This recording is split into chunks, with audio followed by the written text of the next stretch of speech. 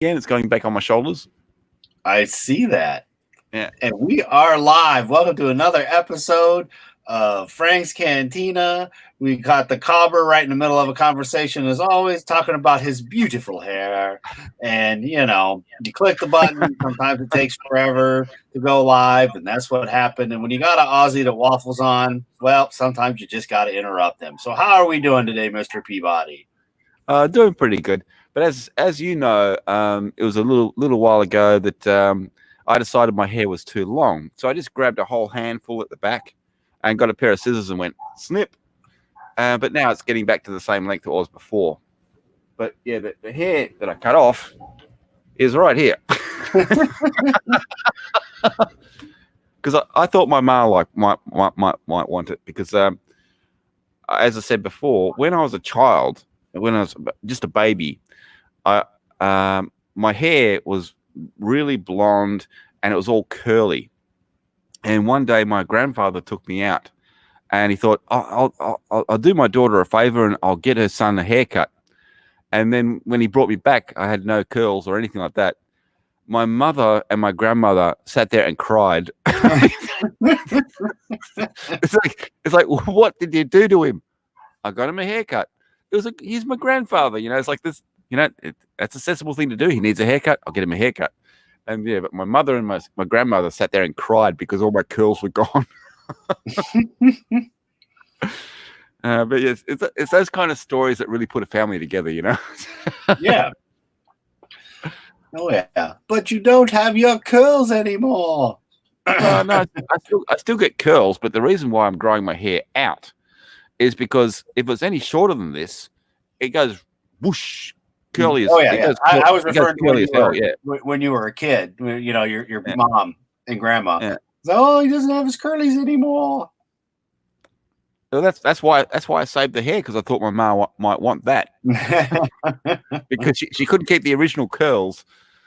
But yeah, no, it's been a busy couple of days. I sung with Aha, and yeah, and yeah, and the important thing about that was, I mean, it's not the best recording, it's not the best my voice can do, but my ma loved it, so that's all that cared to me. So it's like, but yeah, ma loved it. And then when I told her that it was actually Aha playing the instruments, she loved it even more. And I mean, oddly enough, as you and I talked about it, it is pretty funny. You go to a karaoke track. Okay, it's a karaoke track. Only to find out it's actually Aha singing. And yeah, I mean, like even if it was just a normal karaoke track, they still would have flagged me for it, right? But because I found out later that it actually was done by Aha, that I'm pretty sure that they're not going to remove that flag. But at least it's a flag. It's not a strike. At least it's just a flag. But I'm happy to carry that flag. Yeah. You successfully got to play with Aha. Yeah. That is awesome.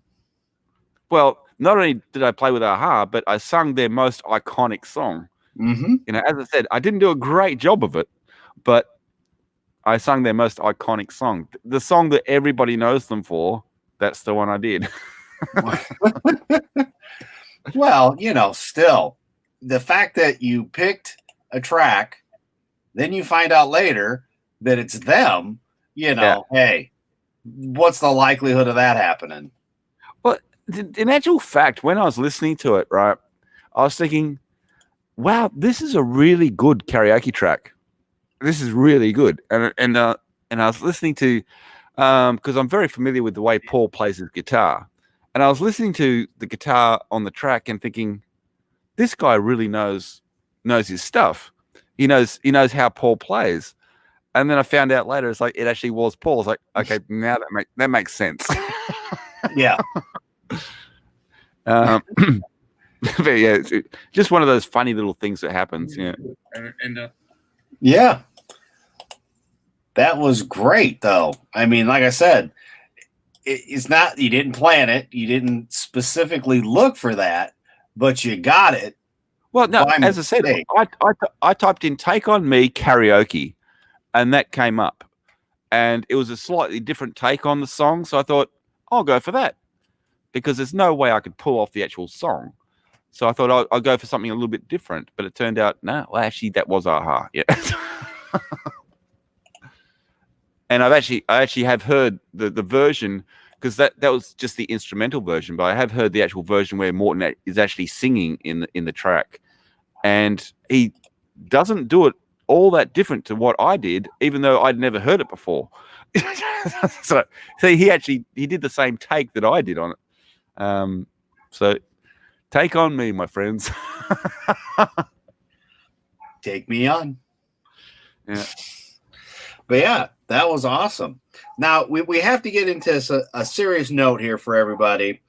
You need China. to pick up a drink and wet your whistle, whatever, because China asshole and is trying to bully Australia with the barley nonsense that you were telling me about. So, being in all that this is a cantina, you got to spread the news of the bullying Chinaman. Okay, well, what it is like, obviously, in Australia, we've got plenty of farming land, and they grow a lot of barley.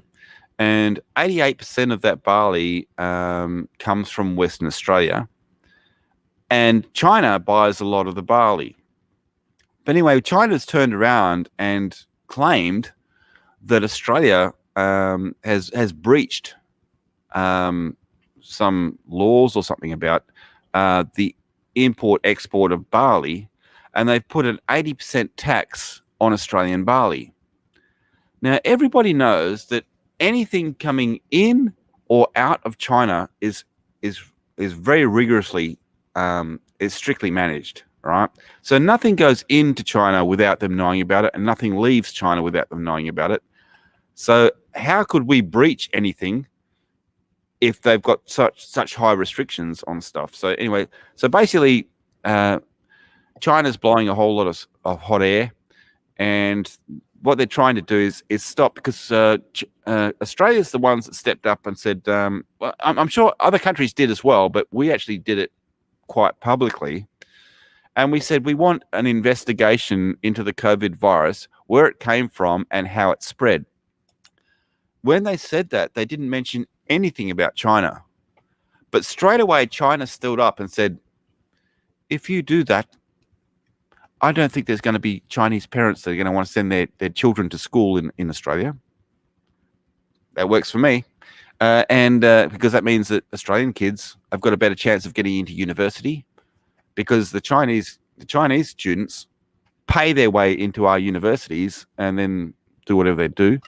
And it's basically spot the white person. Maybe China doesn't want to buy your beef anymore. Well, they've already done that. They've stopped importing Australian beef.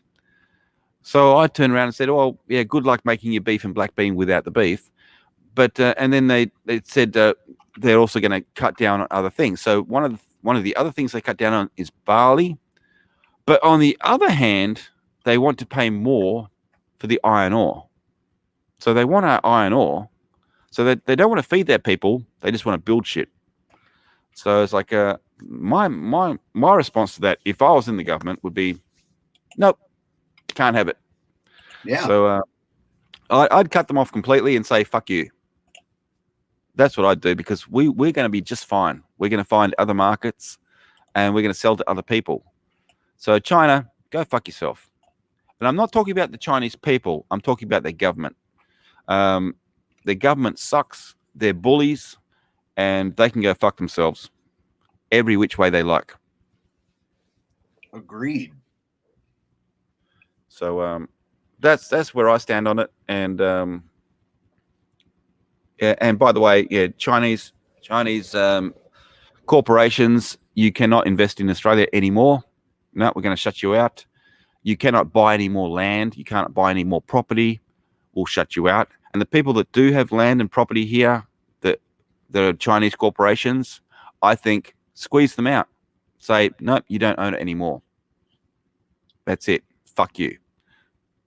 Make Australia Australian again. Yeah. So and all those people that fled China, anymore. because apparently they're Australian. That fled China when they had the crisis. Allegedly, yes. Yeah. Oh my. Because I mean, all the first flights, they said mercy missions where they're flying people back from other countries.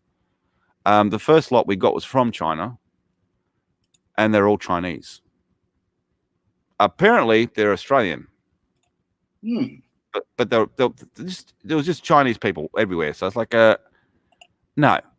If you want to come over here and get a dual citizenship, and then move back to China, stay there. We don't want you. If you want to come here and live, that's fine. But if you want to come here to Australia, get a dual citizenship with Australia, and then move back to China, fuck you. Stay there. Yeah. And don't give me this shit about we're even bringing our pets.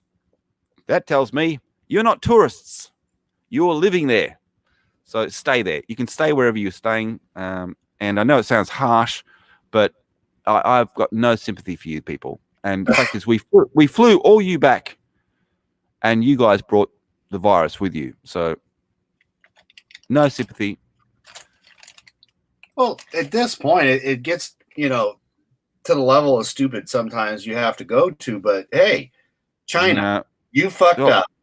Quit trying to be the bigger bully because you're going to lose. Well, to be fair, China went to the level of stupid, but the World Health Organization just took it one step further, and they just went to they're just complete ignorant. They're stupid as fuck. And as I was talking to you before, they're coming on here saying, "Oh, the reason why Taiwan and why New Zealand and why Australia are doing so well through this crisis is because they listen to us." And I say, bullshit. Because Taiwan was trying to put out the word saying there's something wrong, and they closed their borders. Then Australia and New Zealand closed our borders. And then and we did this before the World Health Organization claimed the pandemic. We did it before. We said, this looks bad, we're closing down. And then, then the World Health Organization said, oh, this is a pandemic, blah, blah, blah. But now they're claiming that we followed their advice. We didn't follow you at all. We did our own thing. Taiwan led the way. So the rest of you can go.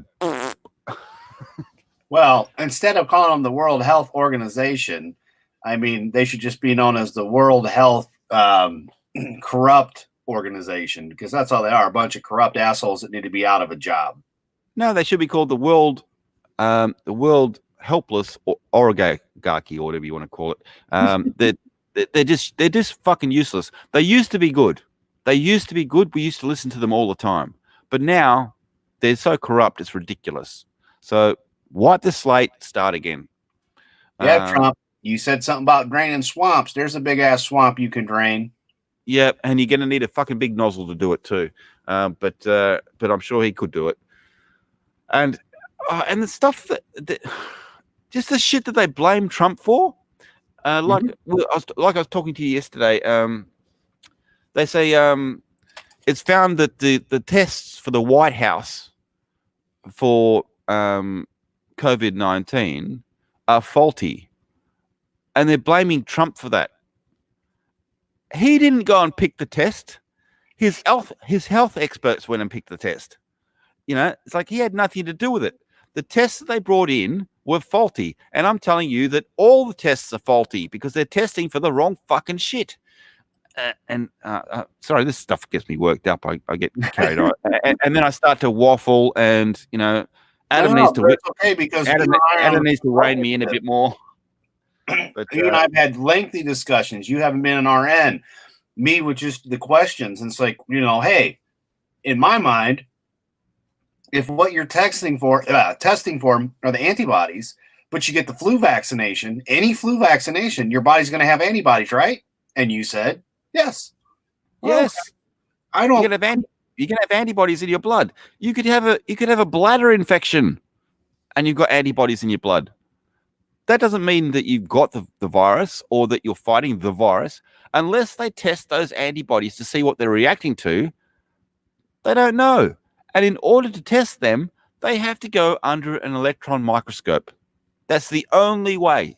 That's the only way. There's no quick blood test. There's no swab test they can do. It has to go under an electron microscope so that they can identify the virus, they can identify the antibodies, and they can tell you exactly what they're all reacting to.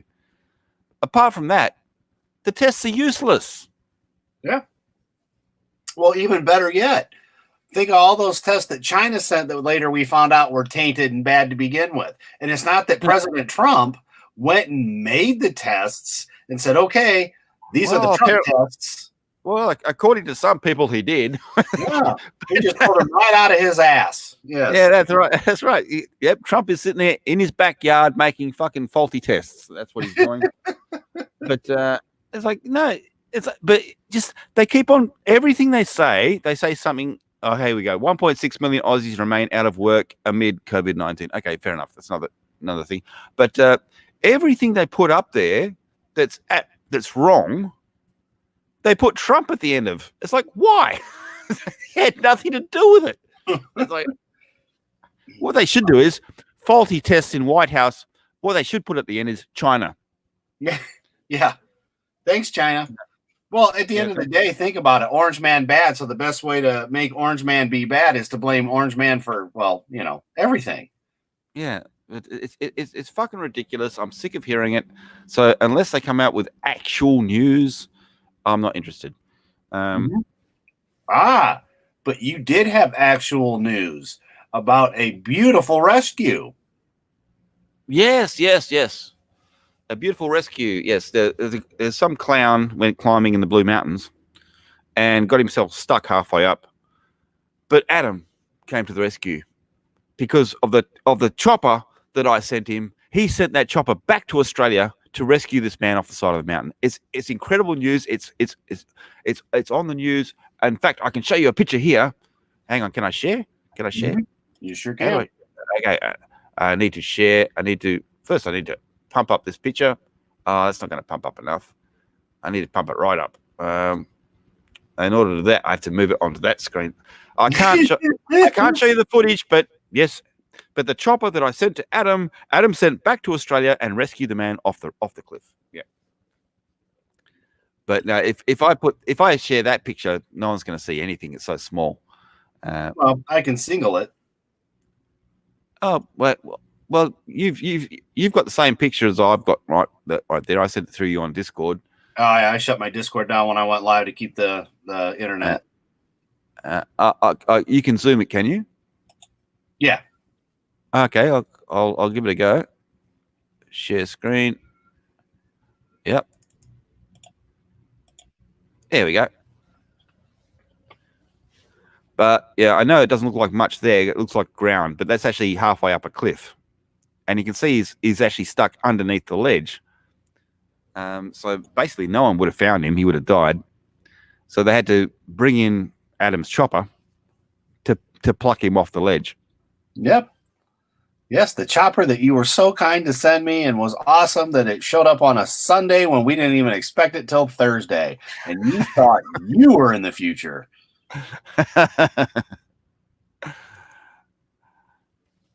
It's all fun and games in the cantina.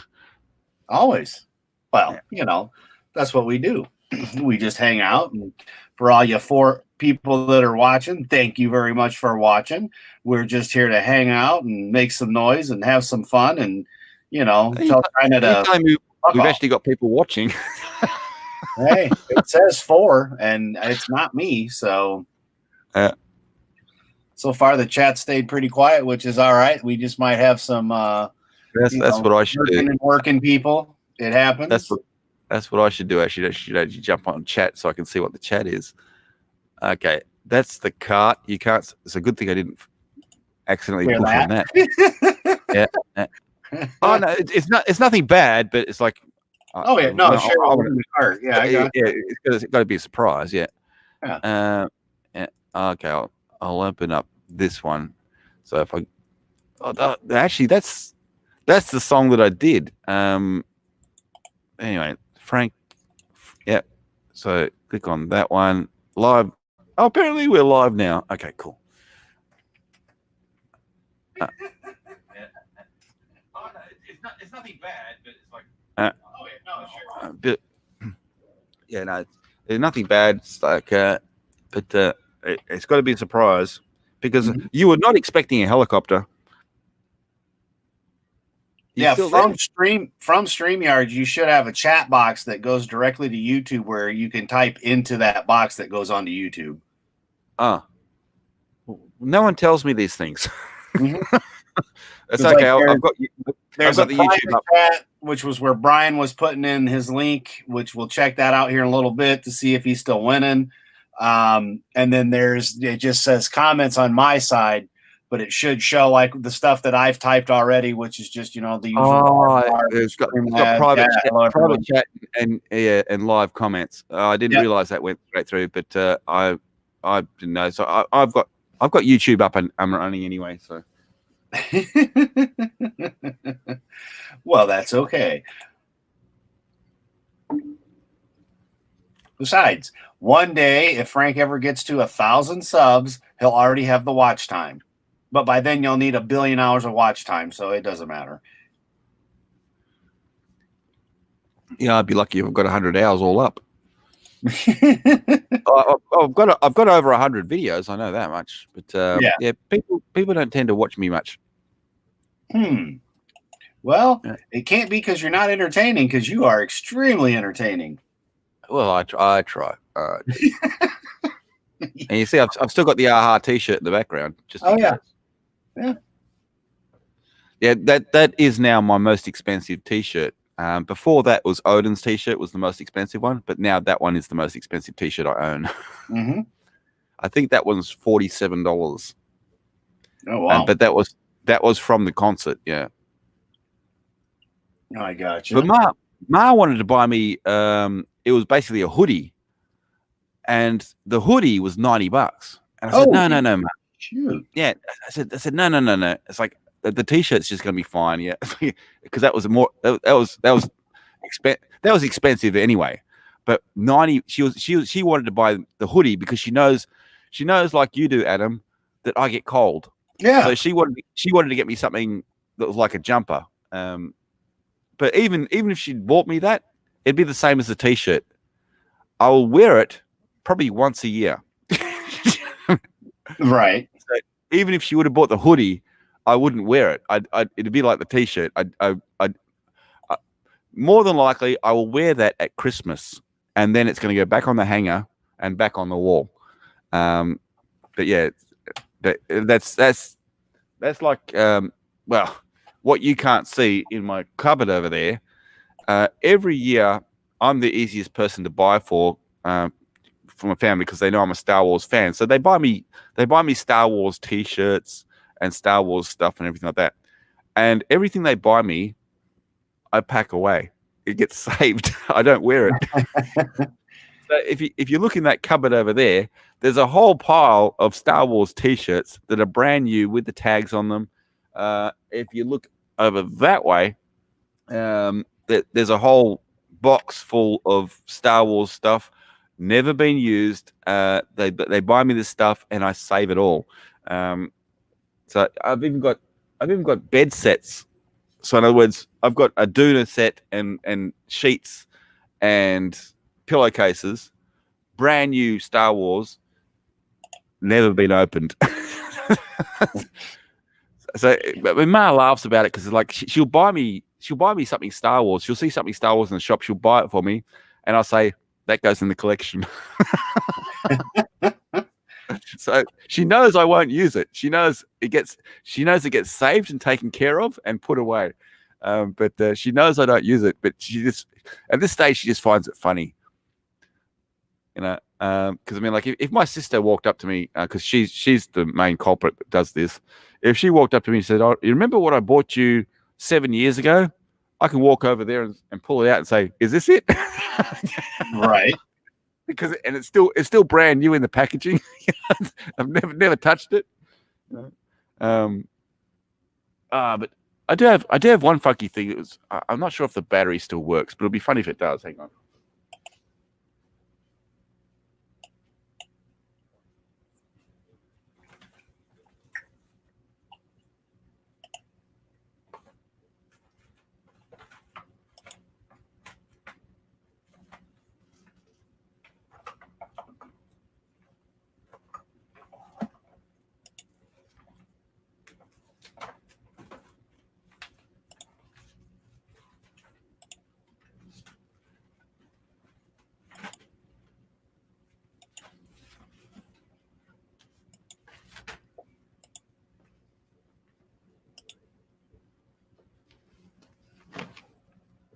See, they've even got dust on them. Nice. But, So I here's- put this up real fast. Brian is still winning with an hour left at 49.2%. So we've got an hour left to see if he wins without Stig Kenobi for the Fandom Collective deal that they were doing the other day, where it was who was going to be on the next card, the Phantom Menace Collective card. So it's pretty funny that he did it with Stig, and we all knew Stig was going to go. We're like, yeah, we all love Stig. Stig's a great guy, but without Stig, Brian's kicking ass and taking names. That's my keyring. But years ago, my sister got me this. It's a bottle opener, but it's an R2 bottle opener. So if I do this, you gonna work? Hello, wake up. You just made the noise, unless that was you. I know it was me. Yeah, there you go.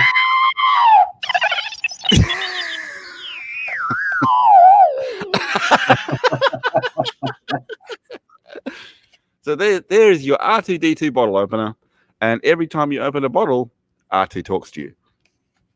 Very nice. This one has a torch in its feet. The battery's a bit low. Just a little bit low. Yeah, the LED lights. Yeah. Well, I was surprised that this one's still working, because that's been sitting in the drawer for 5 years. This one, the Darth Vader's been sitting in the drawer for about 7 years. But so I was surprised the battery on that one's still going. But everybody loves R2.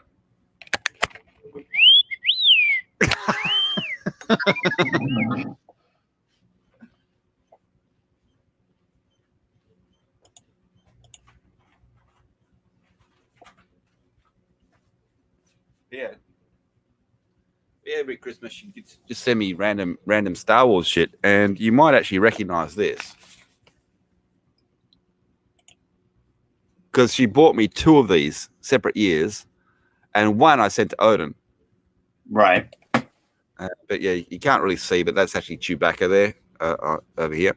But she sent me 2 of these, and I realized I had 2 of them, so I sent one to Odin in one of the packages. And here we got erasers. She sent me Star Wars erasers. But I'm serious. It's a box full of random shit. She sends me color-in books. She sends me pencils. They're all Star Wars. Everything in that box is Star Wars.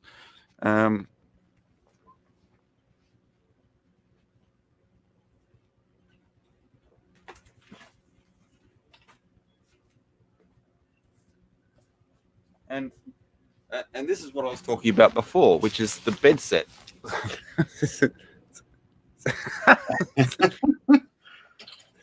See, still in the packaging, never been opened. But yeah, it goes in the collection. Yes, it does. Yeah. But no, it's like, what? Why use it? If I use it, I'll have to wash it. If I wash it, it's gonna fade. We don't want it to fade.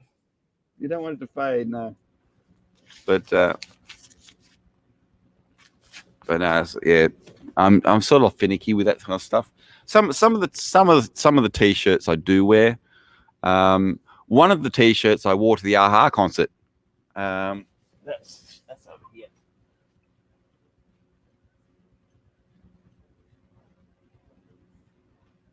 Oh no, it's over here. Yeah. Whoop. I dropped my Aha t-shirt. One of the t-shirts, it was brand new, so I took the tag off it and wore it to the Aha concert.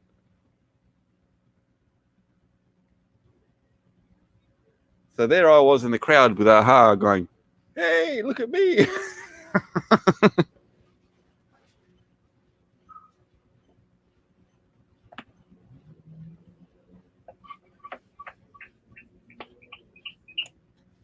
Can you still hear me, or have I dropped out? No, you're fine. You sound like you're talking through a walkie-talkie. That's because you know what I'm getting ready to do. Oh, you're doubling up. Yeah, so I can actually, go smoke and still stream because I don't smoke in the house, as you know. So that means I gotta go over the baby gate, up the steps, out the doors, to then get a cigarette. And of course, as I'm trying to do this, since we are live and you can see that, where is, nope, that's not what we want. We want to flip. And we have puppies. And we have puppies. Oh. And we have little puppy. And they just want to play. That's the moon. That's the moon. Yes, she will moon you very much. It's the guess what puppy butt moment all the time.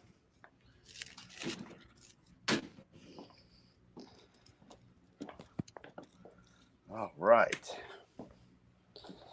No, I had to explain it to my ma. I said, like, he's got this other puppy, and the whole dog is cream colored. I said, I know you've seen Frank, and Frank is white with brown patches. The whole dog is cream colored, and she's gorgeous. Oh, and you know what? That's the thing, though. You're 100% right. She is not white piebald at all. She is 100% cream. Yeah. So that's the fun part. And she's tiny. Mm-hmm. Very tiny. And like I said, the story behind her is really funny because she was supposed to go to another family who bought one of our dogs, and her original owner, the breeder rather, bought one of our dogs and sent her dog up here when the guy came to pick up the dog she bought. She shipped hers up to go with the one for the other people. So it was like, okay, because it was like a family.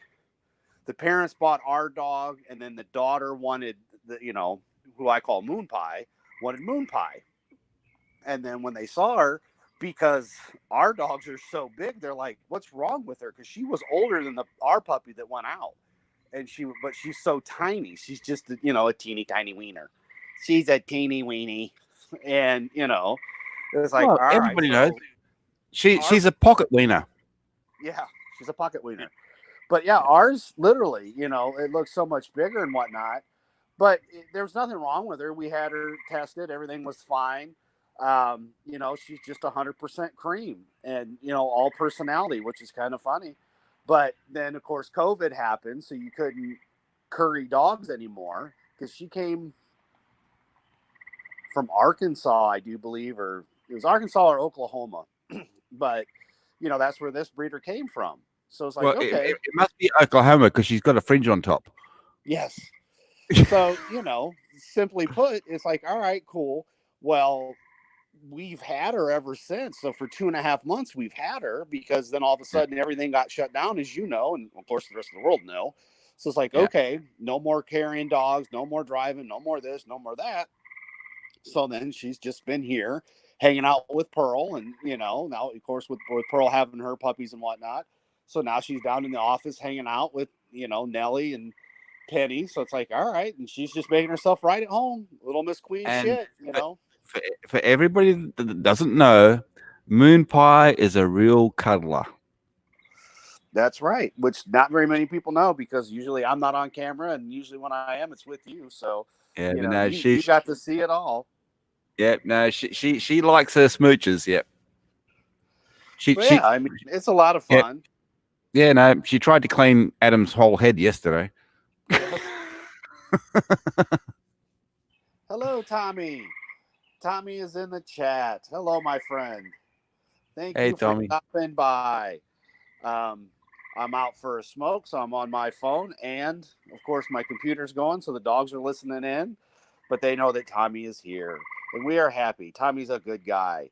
Tommy likes to do lightsaber videos, and Frank watched those videos. And of course, you know Frank, he wants to get his paws on some of them lightsabers because he wants to play and have fun. Yes, yes, he does. Because the Mm-hmm. force is strong with Frank. That is right. The force is strong with Frank. But yeah, man, it's other here I haven't really heard a lot. The local pizza place I like to go to, Volcanoes, they're still closed. But then there's other restaurants that are open. Uh, Not really a whole lot else has really happened though. I mean, business is kind of the same as usual. I just get all the good information from you since you watch the news and tell me what's happening in America. So I always get a good kick out of that. Not to mention the fact that all of a sudden we're sitting here talking and World Health Organization crap and China crap, and that's fine. China doesn't want your stuff. You know what? America's got no problem taking it. UK's got no problem taking it. We'll keep Australia afloat. China can go fuck off. Well, as I said, what it was is like because we had a drought for years, and the barley crops were ruined, and then we had good rains, we got a good crop, and they're finally on the verge of selling their first decent crop for years, and then China turns around and pulls this shit. So fuck China. Like, but it's okay. But the fact is, we'll survive. We don't need China. And by the way, we don't need your products either. So you can fuck off. Yeah, well, that's the best part. It's like they get pissed off, they get outed about what happened, and they're pissed. We hear it from the Middle East. We hear it from all these places. We find out finally, in America, we're behind, especially since you're, in the future Look, from us. But here's the thing. We know where it happened. We know, we don't know all the facts, and we never will. But at the end of the day, it came from China. We know that for sure. But then to turn around and bully Australia of all places, it's like, well, we're so tired of being shit on, so now we're going to pick on somebody else. So they're going after you guys. I mean, the simplest thing said, we want an independent survey done on where this virus came from. And then the next thing you know, they're just full force attacking you guys, with slander. But as you know, Adam, now we've got 62 other countries behind us saying the same thing to China. But it's not so much what China said; it's the way they said it. So they need to retrain their diplomats. They really do. It's not so much what they said; it's the way they said it, because they said it in a threatening tone, and we will not respond to that. If you're going to threaten us, prepare to back up. You know what I mean? So, well, and we're talking about product. We're going to do an 80% tariff on you guys. Okay, well, guess what? We're going to do a 95% tariff on everything coming in, going out.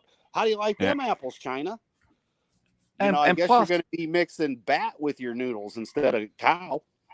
Yeah, well, and plus, I can tell you that there's going to be a lot of students in Australia saying, keep them out, because that makes a place for me in university. Yeah. Yeah. So it's like so do you think we're going to turn around and say, oh no, don't pull your students out of university? No, we'll say, fuck you. You can keep your students. You can train them however you want. Just don't send them here. We don't want them, because then our children can go to school. Yeah. Well, at the end of the day, it's just, okay, peace on earth. This is not peace on earth by any means. And when this stuff happens, okay, fine, it's a fuck up. This is what happened, blah, blah, blah, whatever. At the end of the day, it's a virus. We know that. It exists. It's real. So at the end of the day, let's get past this and not be assholes, but China asshole. Yeah. But because I can tell you, like, getting into an Australian university is not easy. Your marks have to be very high. And, and the fact is, there's no correlation between the Australian teaching curriculum and Chinese. So they basically buy their way into our universities, and they get automatic places. Whereas if you're an Australian student, You have to earn your way into an Australian university. And as I said, your marks have to be very high. My marks were actually high enough for me to be a doctor, but I didn't want to be a doctor. So I got in on my grades. The Chinese don't. They just buy their way in. So Well, and that's a problem with every university everywhere. I mean, it's to the point where if you're going to continue your education after high school, that's a good thing. You know, that's what should happen. But then money becomes a factor, which then there's students yeah, that could use assistance and help and could have the intelligence to be something, but because of exactly what you're saying, the rich are buying in and taking spots, then you're yeah. stuck not going to a great college. You might have to go to a community The fact college. is that there's only so many placements they have. So Yeah. so every place in a university is sought after. So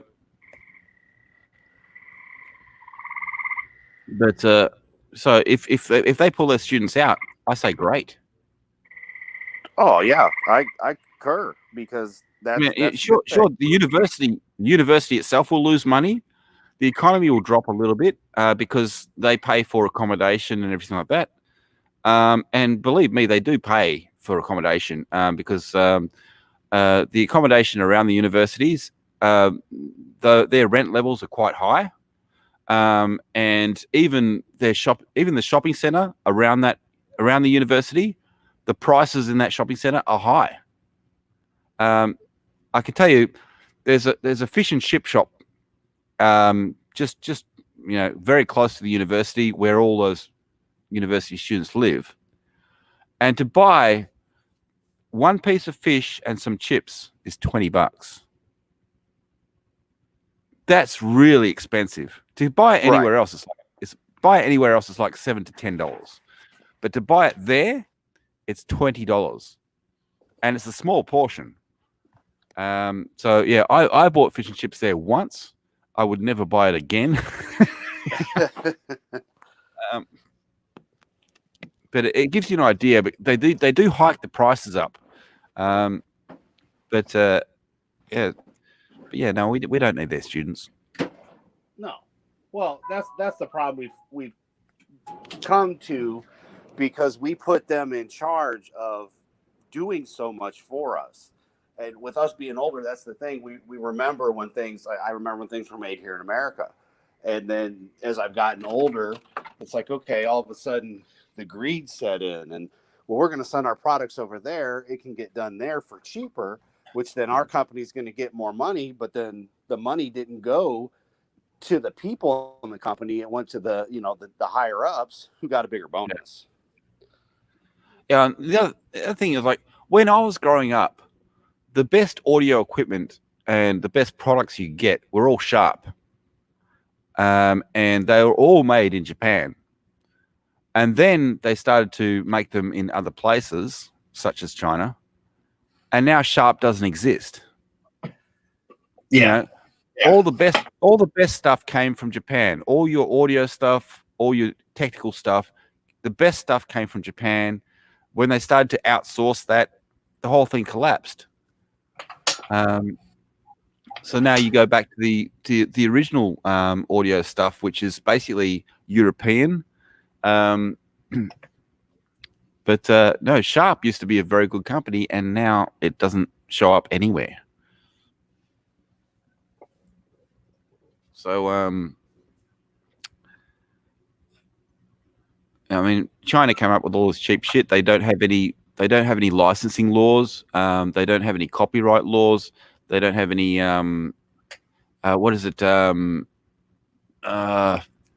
trademark laws. They basically take shit from other countries, copy it, and make a cheaper version. Well, let's say no, you can't do that anymore. You're riding on. That's how we became a throwaway generation. You used to take things and fix them because you could. Now it's because you could fix them. Yeah, exactly. You could fix them, but now you can't. It's like, no, if it breaks, it breaks. Yeah. I've got and dryers and, down and there that have to be fixed, and getting the parts. Of course, I'm sure they're made in China, the parts that I'm going to need. So, yeah. great for that. Now I got to wait to get parts or hope to God that something happens where I can get parts that are not made from China that are not going to be so crazy, when it comes to pricing to fix them. Otherwise, Well, I got to haul those things up and junk them. Well, it was like, and also they brought out the 12-month warranty. It's only a 12-month warranty, so I'm guessing that then when this TV gets to 12 months and 1 day old, it's going to go. That's what happened to my last TV. It got just past 12 months and then died. And then no go. And of course, you can't with the old TVs. With the older TVs, the box TVs, Mm-hmm. I know how to pull them apart and to repair the TV, put it back together, and have it working. With these new TVs, you can't do that. And it's usually always something to do with the power supply. But the new TVs, if you start fucking around with their power supply, it's a dodgy thing to play with. So you look in there, you have a look at it, and say, I shouldn't really be touching that. Well, like Tom here, I love this. That he's got the R2D2 tape player, but the tape player doesn't work anymore, and it's just funny because I still have a lot of cassettes. But yeah, that'd be cool, an R2D2 cassette player. That'd be awesome. Oh, and no, the best thing would be is like you've had an R2D2 tape player, right? But if you put in shit music, it spits it back out at you. Mm-hmm. it goes whee, and spits it back out at you. It's like, I'm not playing that shit. I remember when Xbox, I think it was Xbox 360, came out with the R2 edition. I really wanted to get one, but I was never able to.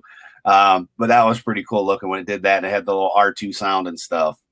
That looked like something that would have been really cool to get a hold of. No, I missed out because they actually released an interactive R2 unit, and it worked off a remote control, but it also worked off voice command. And at one stage, funnily enough, at Target in Australia, they were selling it for $50. I should have bought one, but I didn't. I didn't have the money with me at the time. I looked at it. I thought that'd be great, but I didn't have the money. I tell you what, if they did the same thing today, I'd walk in and buy 3 of them. Because you look on eBay, the interactive R2 sells for about $150 at a minimum. But yeah, you can it actually works on voice commands, and you can have it follow you around the room and shit like that. Everybody wants R2 following them. Yeah. We love R2. Yeah. I mean, come on. The only thing that would have been cool, and I don't know if it was, but with the tape deck is if C-3PO came as the microphone. So when Han called him, get out of the way, Goldenrod. Yeah, there you go. Now he's a microphone. Marketing on, business. That's how you do You're going to be a permanent resident. Exactly. But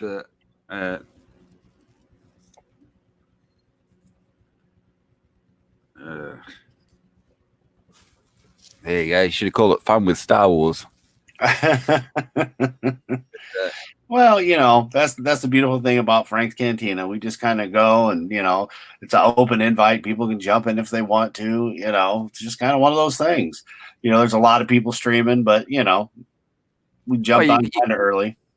You could have called it the Waffling Aussie. Well, But the thing I love is, as much as I hate StreamYard, it is pretty easy, and connection-wise, it seems to really work well with your shitty Aussie internet. Yes. Yeah.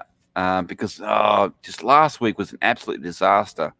And I couldn't do my computer would tell me you're connected to the internet. But as soon as I clicked on anything, it would say no internet. Well, even today, look at the issues we were having on Discord, just trying to chit-chat back and forth, for a while. Just dropping out all the time. Yeah, and the fact is, I can hear you perfectly now. Yeah. Whereas on Discord, it was like I don't, yeah, and I'd have to say, can you repeat that because I didn't hear it? Yep. But now I can hear you perfectly. That's the one nice thing about StreamYards. I mean, well, Google Hangout was the same thing. It worked really well. I can't remember really having any issues with that. Even with Discord there for a long time, we didn't have a lot of issues. Just on occasion, like I said, that curse of the Aussie internet. China must have a kill switch on it just to fuck with you guys, because it does kind of suck from time to time. But yeah, so far with the StreamYard stuff, when we've been doing it, we haven't really had any issues, and that's a good thing. Makes doing these things more fun. Because I talk to Adam all the time. Adam knows this stuff, but for those people that don't know, when we had the COVID-19 lockdown in Australia, all the kids were having to go on to computers to learn from home. So what they did was they boosted the internet by 40%, right? And then last week they sent the kids back to school. So I think they thought, instead of giving them good internet, we'll take that 40% and take it away. so I had stable internet for a few weeks there, and then it's like they said, but they don't need good internet anymore, and so they took that 40% away again. It's like, well, no. How about you satisfy your customers and have good internet all the time? Just a thought. But that's what it was like last Wednesday. It was. The internet was dropping out every minute or two. I'd get like 1 or 2 minutes of internet, and then boom, nothing. And then I'd have to wait for it to come back on, and it came back on. And as soon as I pushed anything, it went back off. And as I was saying to Adam, it wasn't just me losing connection with the Wi-Fi. The Wi-Fi would drop out completely, as in the Wi-Fi hub that we have in the house wouldn't even show up. And anyway, that's Aussie internet. Yep, that's the Aussie internet for you. What can you do? But like I said, at least we've got this working. Actually, no, I have to rephrase that. That's the West Australian Aussie internet, because the rest of the country has the national broadband network, which sucks anyway, but at least it's more reliable than what I've got. We're still going through phone lines here, people. Yes, dial up for fuck's sake. Well, yeah. it's basically akin to dial up, yeah. But well, then again, that rumor that Western Australia is still stuck in the 1950s. So dial up internet is an improvement, apparently. Yeah, well, at least it plays well with StreamYards. Yes, it plays well with StreamYards. But it's like, as I said to you, it's like I'll find out tomorrow morning if it's something to do with Wednesday mornings. Because, and I told you, it's like, next time you see me, I might be bald, because if shit happens, I'm going to start pulling my hair out. Well, hopefully it'll go good, so that during Odin stream you can actually partake and not have the issues that you were having. Yeah. Oh, this is pretty cool, actually. You got kids that are homeschooling, and their teachers are on camera and blah blah blah. What they did for one student, instead of having the teacher pop up, Katy Perry popped up. I think that's pretty cool. It's like, yep, you got to start your lesson, jump on the computer, and you turn on your computer. It's like, and Katy Perry's your teacher. Surprise! I think that's pretty cool. I'm sure that blew those kids' minds. It did, because it showed the expression of the kid, and it's like she was just blown away. She was actually speechless. It was funny. And you had to hear it from a fucking Aussie. Well, yeah. That's where all the good news comes from. Yeah. I mean, you are in the future from my time, so, it makes it even more fun. Now, if I could just get the lottery numbers ahead of time, and then that way I can become a billionaire and solve some issues and get BitChute going so that we don't have to go through YouTube and all their crap, and yeah. That's an interesting question. In the 1991 film Thelma and Louise, who played Louise? That would have been Susan Sarandon. It's hard to, who was Thelma and who was Louise? That's hard to tell. We know the actresses, but who was Louise? Yeah, that's an interesting question because that would stump me. Was it? Yeah, which one was it? I don't know. Because we had Susan Sarandon and what's the name? Gina Davis. Yeah, Gina Davis as Thelma and Susan Sarandon as Louise, and then of course so I was correct. I was correct. Yep. No, because I was thinking it's like Thelma and Louise. It's like when you look at the two, it's like which one looks more like a Louise? I said Susan Sarandon. But people, we will find out after the break. Yeah, no, I Googled it. That's what Google's for. See, you don't have to wait for the commercial break. I was sitting there trying to remember. I'm like, okay, I remember the names, but I don't remember, the actresses, but I can't remember who played which one. It's like, well, shit. Yeah, exactly right. It's like we know the actresses, we know the characters, but when you actually say which one of the girls that name belongs to, it's like, okay, you got me. I stumped. I no. Sorry. I don't know. And by the way, it's not real until it shows up on the news in Australia. So we do have to wait until after the break. Fuck Google. Yeah, it's a Bunnings Warehouse advert showing all their lesbians. And yes, guys, all the girls that work at Bunnings Warehouse, pretty much they're all lesbians.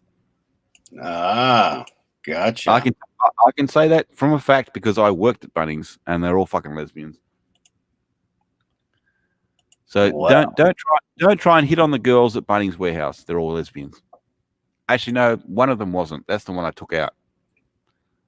That's when I wasn't working for Bunnings. Remember, I told you I walked in, I saw this girl at the counter. I thought she was fantastic, so I asked for a number, and then I took her out. Yeah, she was probably the only non-lesbian there. So, but it turned out that she was only 17 years old. I didn't know that. I thought she was older than that. But so I took.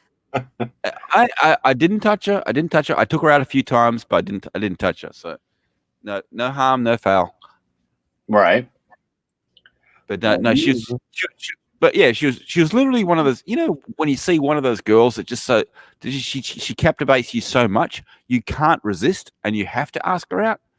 That's what happened, and I thought, fuck it, I'm going for it, and I went for it, and I got a number, and I took her out. Well, and I did not realize Tommy was posting shit because it didn't pop up here on dumb ass stream tards. But Tommy now has a wrench because fuck you, YouTube. Because poor guy had wrote something, the LOL, and then I didn't see anything. And everything that Tommy was writing on my screen was showing up as saying allow or delete. I was like, allow it. Why? Yeah. What is it? What's he typing? Why do I have to allow everything he says? It's like I didn't understand that. It's because you had a wrench, so if you read it and then said, "Oh, that's not proper," you could. Okay. Yep. But I fixed that, Tommy. Now everything you write will pop up because I was going through the StreamYard window here, and sorry, buddy. Sorry that we missed all that because fucking YouTube. Yeah. So sorry, Tommy. It's like I was every time you popped up. It's like I didn't realize that I had to allow it. So I was allowing everything you typed, but I couldn't work out why I had to allow everything. Yeah. Well, right here he says it back. Ever since Skynet took over YouTube. Yeah, that's no joke. Yeah.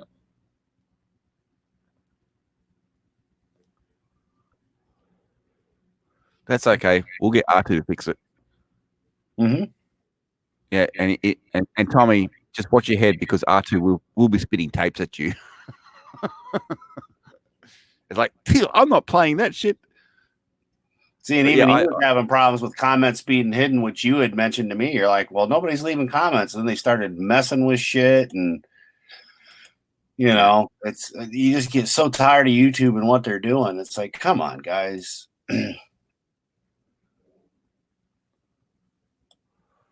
YouTube used to be so much fun back in the day. You just get on and hang out with your friends, and there was so much that would happen without any issues. You just have a blast, shoot the shit, no problems. Then we lose hangouts and go to StreamYards, and then especially since I'm sitting here running it, and it shows all these comments on StreamYards, but it's not popping up the ones that they thought he shouldn't be writing, which is horseshit. Because I'm like, no, Tommy can write whatever he wants. It's Tommy, for fuck's sake. He's not. This is Frank's Cantina. This is a bar, for fuck's sake. You can't go to the bar, but you can drink at home with some friends. Hence, Frank's Cantina was born. And the only thing missing is the Cantina band music for Brandon Moist. And plus, we pretty much allow everything here, unless you're a complete dick. So you can basically get away with saying anything. But I tell you what's on TV now. It's another. COVID-19. It brings all these old stars out of the closet. Mm-hmm. Guess what's on now? Potsy from Happy Days. Ah. But he's released a video teaching kids to wash their hands. Well, if they don't know how to do it by now, they're in trouble. But Happy Days star. Yes, he was a Happy Days star back in Happy Days time. But now he's come back. But all these people that you haven't heard of for like the last 10, 15 years, they're all coming back. And poor Tommy took it apart, thinks it needs a new motor, and unfortunately, 10-1, it's probably a damn China product, and they're going to go, no product for you, Tommy. Right now, we mad at U.S. Fuck you, Tommy. No motor for you. No trade with you. No trade.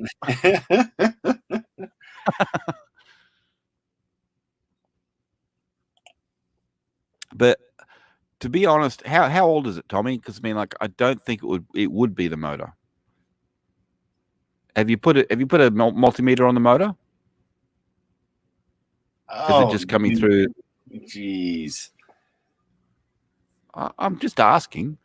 No, not you. It was his comment that he popped on and was basically saying hi, and it tried blocking that. It's like, wow. He said greetings, and it wasn't going to allow him to say greetings. What a bunch of dicks, YouTube.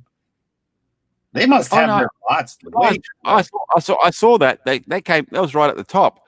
That's one of the ones I had to allow. It's like, allow him to speak. Yeah, and then it's making you do it for everything. Poor Tommy. I don't understand that. You're right, Tommy. YouTube is racist. They don't like you.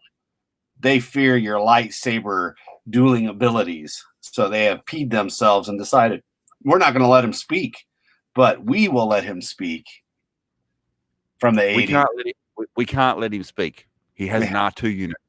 Well, that's okay. Because like I said, once I gave him the wrench, he was all good. I felt really bad because this dude is a great guy. He's on so many of the people that we know. He's in the chat, and he's got a wrench, and he's going through and taking care of people, greeting people, being awesome because he's a good dude. And he has massive internet issues he sent me a picture of what was going on for the poor guy. And where you thought you had bad internet, man, his takes the cake. But well, the good news, Tommy, is your R2 unit is from the 80s, which means it's pretty fixable. Yep. Yeah. So hopefully if you can get in there, you can see what's wrong, and you can replace what's wrong and fix it. Whereas if it's from the 2000s, not a chance. But from the 80s, that's fixable.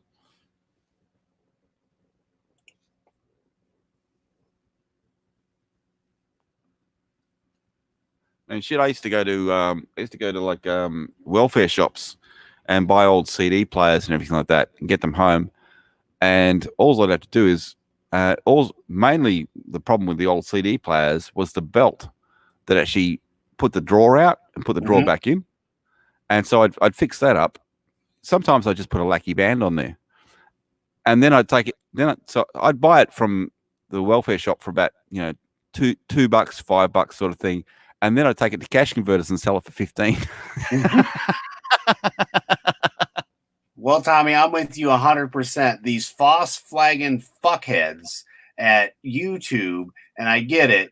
It's not a copyright strike. It's just a flag, but it's ridiculous. And how long before all of a sudden, oh, you've got X amount of flags, so now you can't stream anymore? It's ridiculous. I had on this channel, I had 2, and back to back. I think it was the first and the second Frank's Cantina, because the first one I did, the very first one when we did it on OBS was 0, because that was the test. The second one, or the first one, then Mr. Peabody and I were just kind of fucking around. He was playing his guitar and we sang just, I don't know what, 20 seconds, if that, and got a copyright claim. A week later, Brian played his brother doing a karaoke thing, and they gave me another flag. So I fought both of them. They dropped the one on Brian, the Observer's brother, but the one with Mr. Peabody here, who's playing the guitar and singing, and I'm in the back singing, we're all having a good time, and we're all laughing and whatnot. That one expires tomorrow, and they still haven't just cleared it up and freed it. And if they judge against you, and then you go in and you fill out all the information with your name on it, which I do, if they still go against you again, then you have to delete the damn thing. Otherwise, you will get a strike. That's how redundant and ridiculous these jackasses at YouTube are. Well, I've still got about 5 flags still up, but I just left them. It's only a flag; it's not a strike. And I haven't deleted anything. But 99% of the stuff that I get flagged for is aha. Yeah. If I sing an aha, if I sing an aha song, if I try to sing an aha song, I get flagged for it.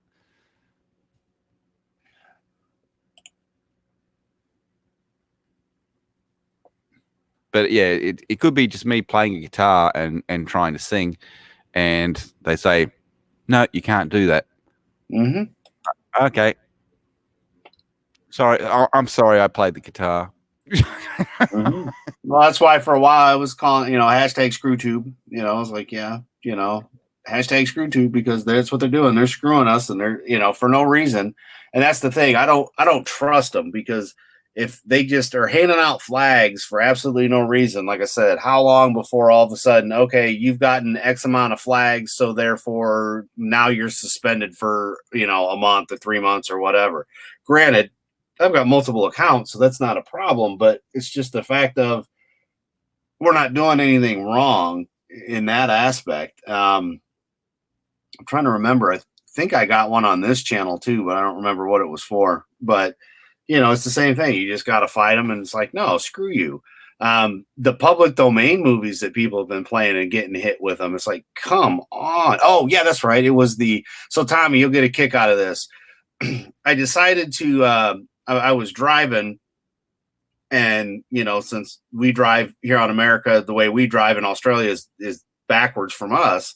I was driving, the music was playing, so I start shooting a video and, safely and whatnot. Just for Mr. Peabody. Did you get flagged for the Land Down Under? No, because I did not put that on YouTube. Oh, okay. Because remember, that was I'll get to that story. But I was driving, and it was on Mother's Day, and I was going to my mom's house. And on Mother's Day in Australia, keep in mind, Mr. Peabody is exactly 12 hours ahead of Eastern Standard Time. So I was on with him when his mom called and we said Happy Mother's Day, because his mom adopted me. So now I am adopted to Australia. So I am American Australian.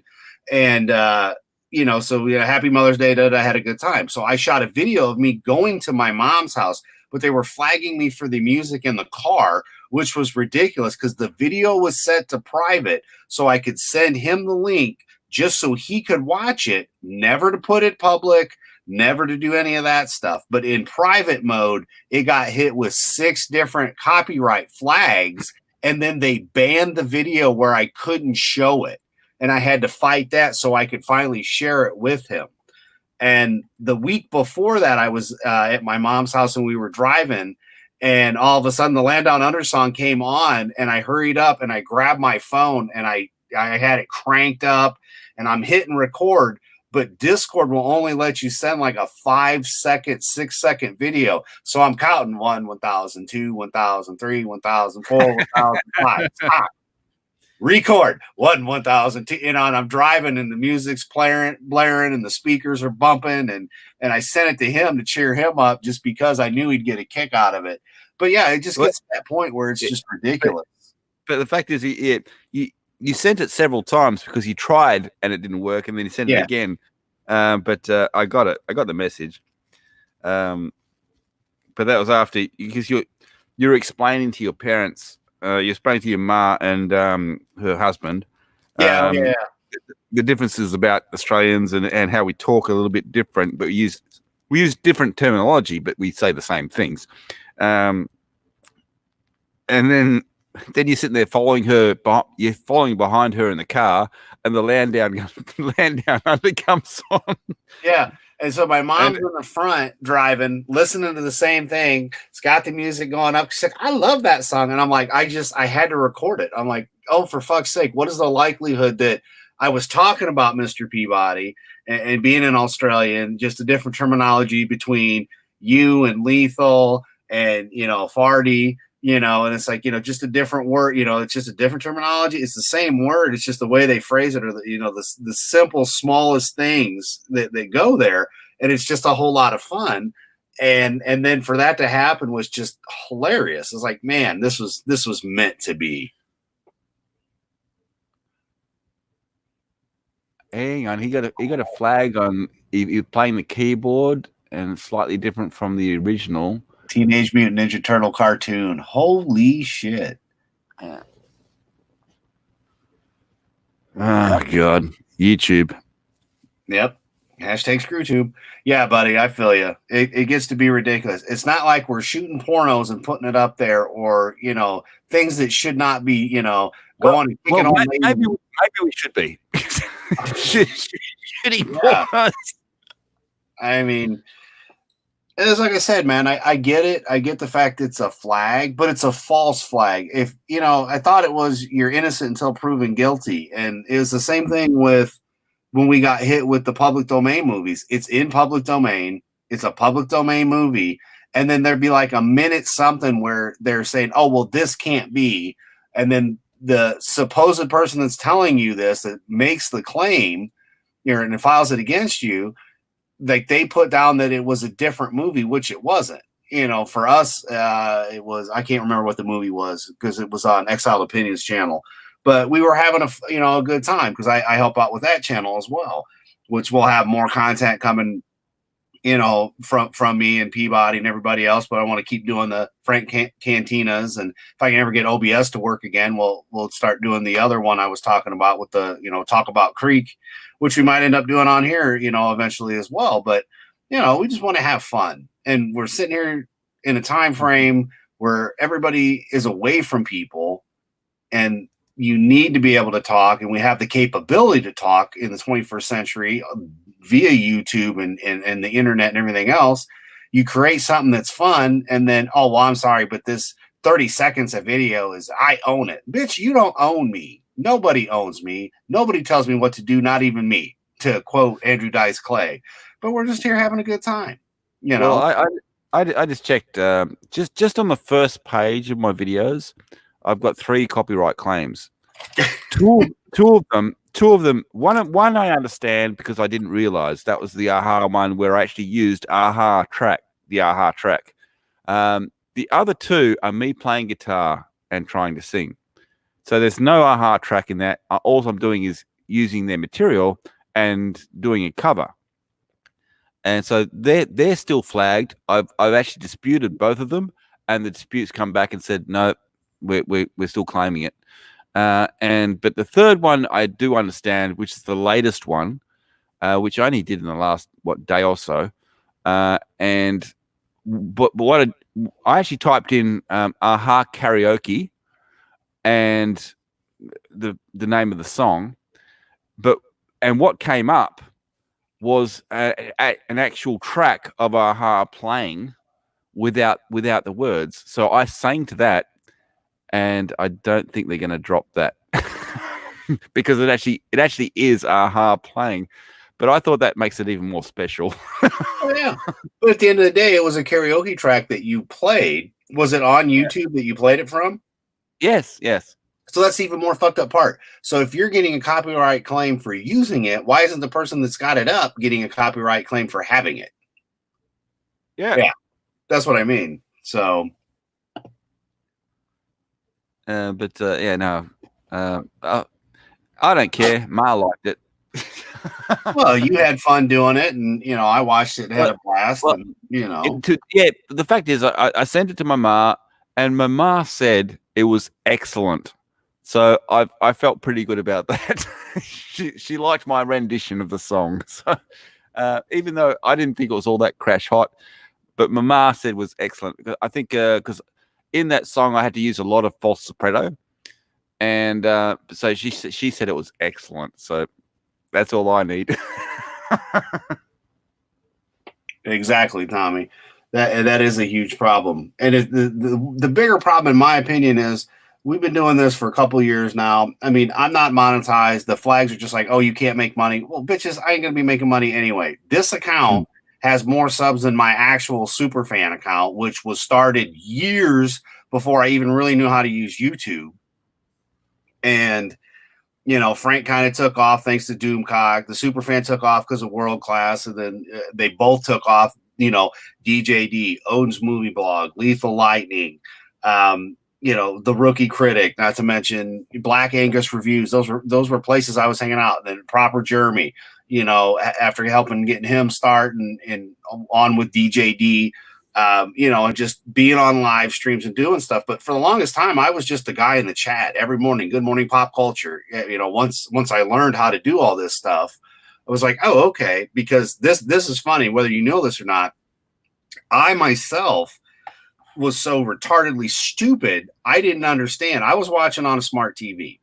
So here I hear Jeff talking about super chats, and I'm like, who the fuck, where's this stuff at? And I'm like, oh, it must be something different. Wasn't until I used my tablet where it had the little button that said chat, and then all of a sudden I see the chat. Well, then I start putting stuff in there, and then I realize he reads all the chat, and that's how I started doing it. But I never, ever would have even figured any of that shit out had it not been for Frank the wiener dog that I have, because Frank is a wiener dog. He's the white wiener dog here on the steps. I had always used YouTube to listen to music because I'm lazy and don't feel like going and getting the CD or the cassette or whatever to play it. So I just YouTube music, boom, be doing stuff without the house, cleaning, playing with the dogs, whatever. No problem. One specific day, music's playing. I think I was doing dishes that day. Next thing I know, I hear a guy talking. And he goes, I'm going to use this picture of a guy with his head up his butt. And of course, it was Jeff from World Class Bullshitters. I'm like, what the hell is this? So I go in to the living room from the kitchen, and I do believe it was the PlayStation at first that the PS3 was on. And Frank has got the controller and had picked World Class Bullshitters, and I have no idea how the damn dog did it. So I'm like, okay, not a problem. I think the controller was dying. So I listened to what Jeff had to say anyway and all that stuff. No big deal. Turned it off. Went through the smart TV and picked the app YouTube when it still had it. Boom, app, that. Put the TV remote down. No big deal. Music's playing. And then I hear Jeff.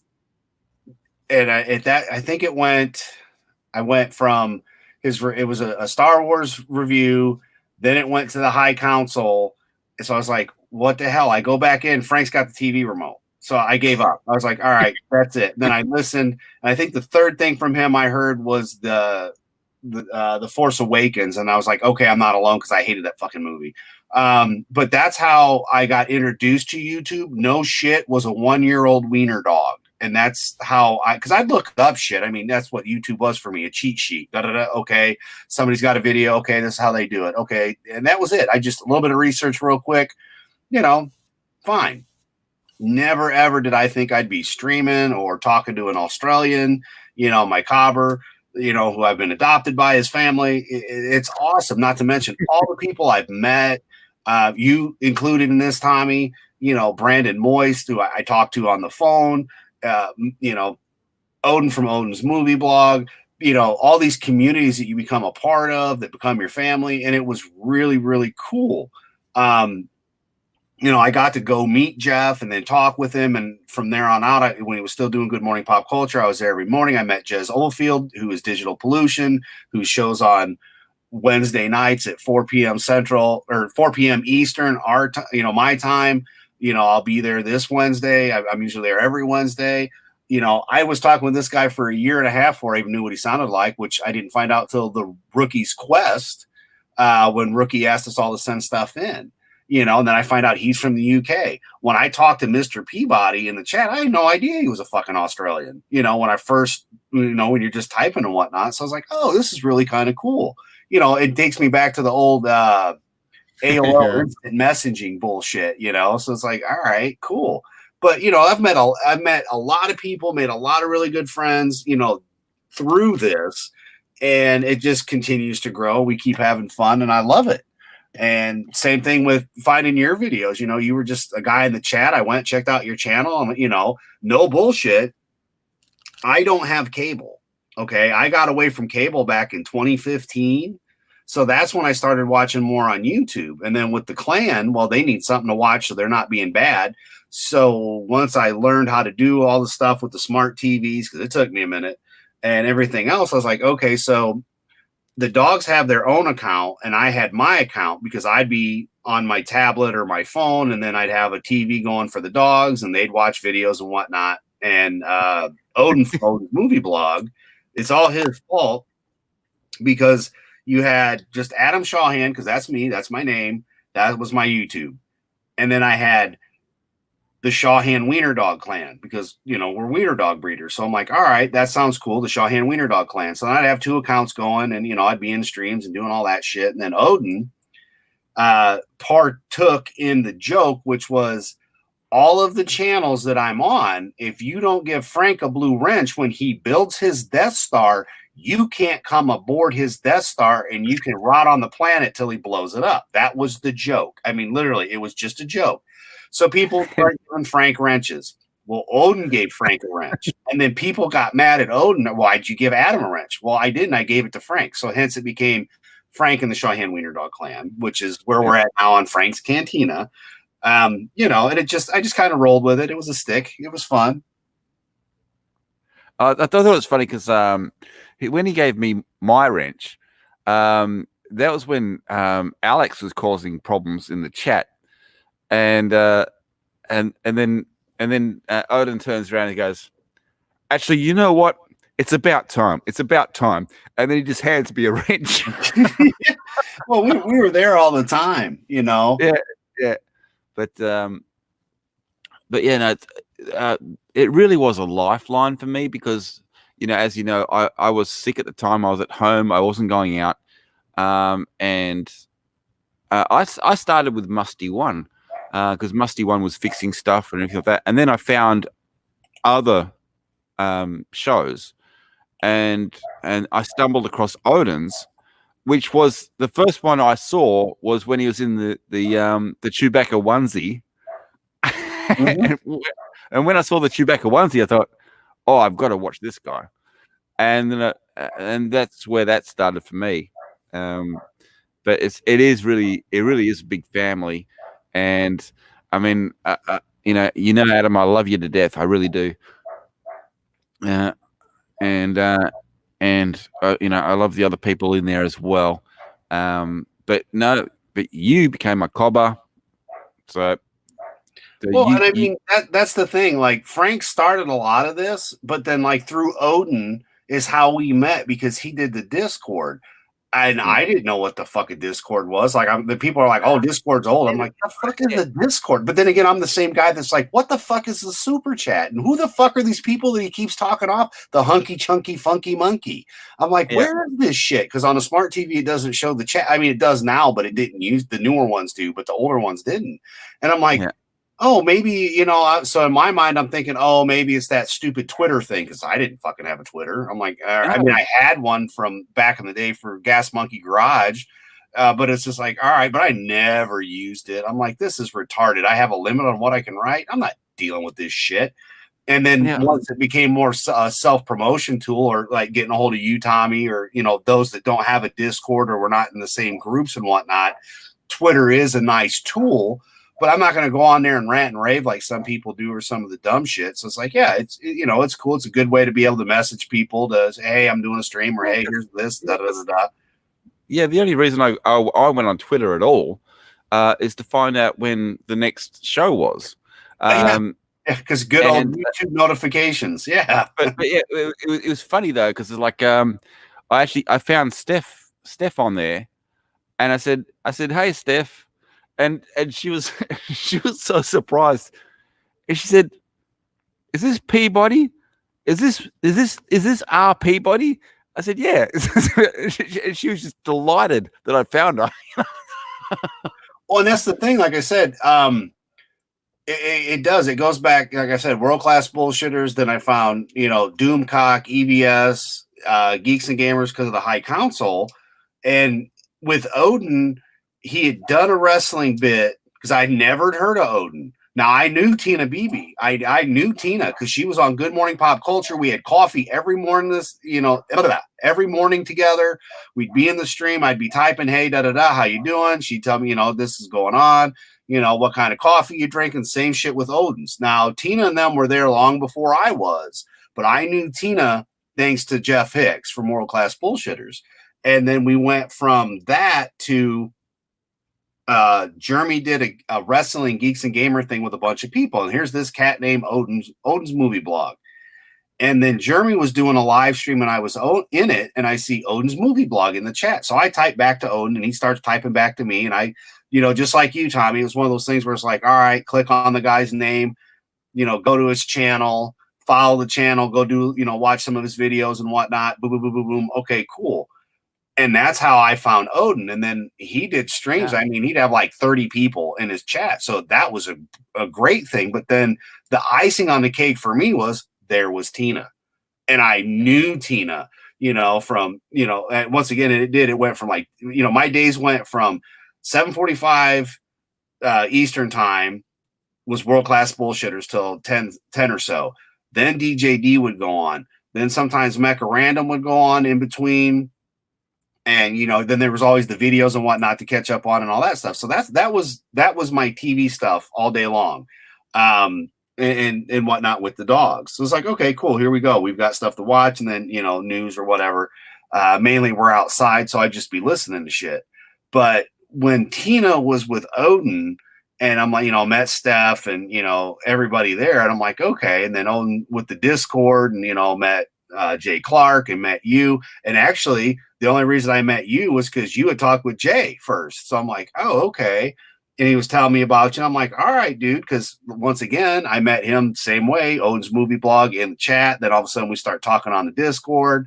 And I'm like, well, here, man, here's my number. You're a couple hours behind me. But, if you ever want to just talk on the phone, if not, that's cool. We've got Discord. And that was back before I really knew how to do the voice thing because that took a minute to learn. But yeah, it was literally, it was people coming together that enjoy the same stuff, that are in the same streams, having a good time. And then you become really good friends or like, we're family, me and Paul. So it is what it is. It's like, hey, this is my cobber. And it's all because of Odin. But at the end of the day, it's all because of a damn wiener dog, which is even funnier. And even Jeff Hicks thought that was great. He goes, it was meant to be because it was the dog that found me. And I'm like, exactly. And no joke, it was. And, from there, now I'm doing live streams. And it was watching these people. I had a couple opportunities to get on with the guys from being on their Patreon and whatnot. And, DJ was really nice. He knew who I was because I'd followed his streams a little bit.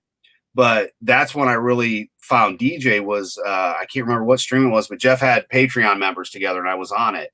And I met a couple people and got to chit chat a little bit, and I was like, oh, okay. And DJ D and I started watching his stuff, and he had me dying laughing, the DJ D show. So I'm like, oh man, yeah, this guy's great. So, that was my morning routine till I got hurt. And then once I got hurt, I just, I didn't really do a whole lot of anything except for be in pain until I wasn't in pain anymore. But, connecting with Peabody here was great.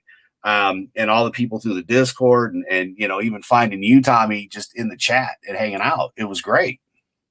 Yeah, see behind me, Tommy. See this? My cobber sent me that, and it stayed pride of place the whole time.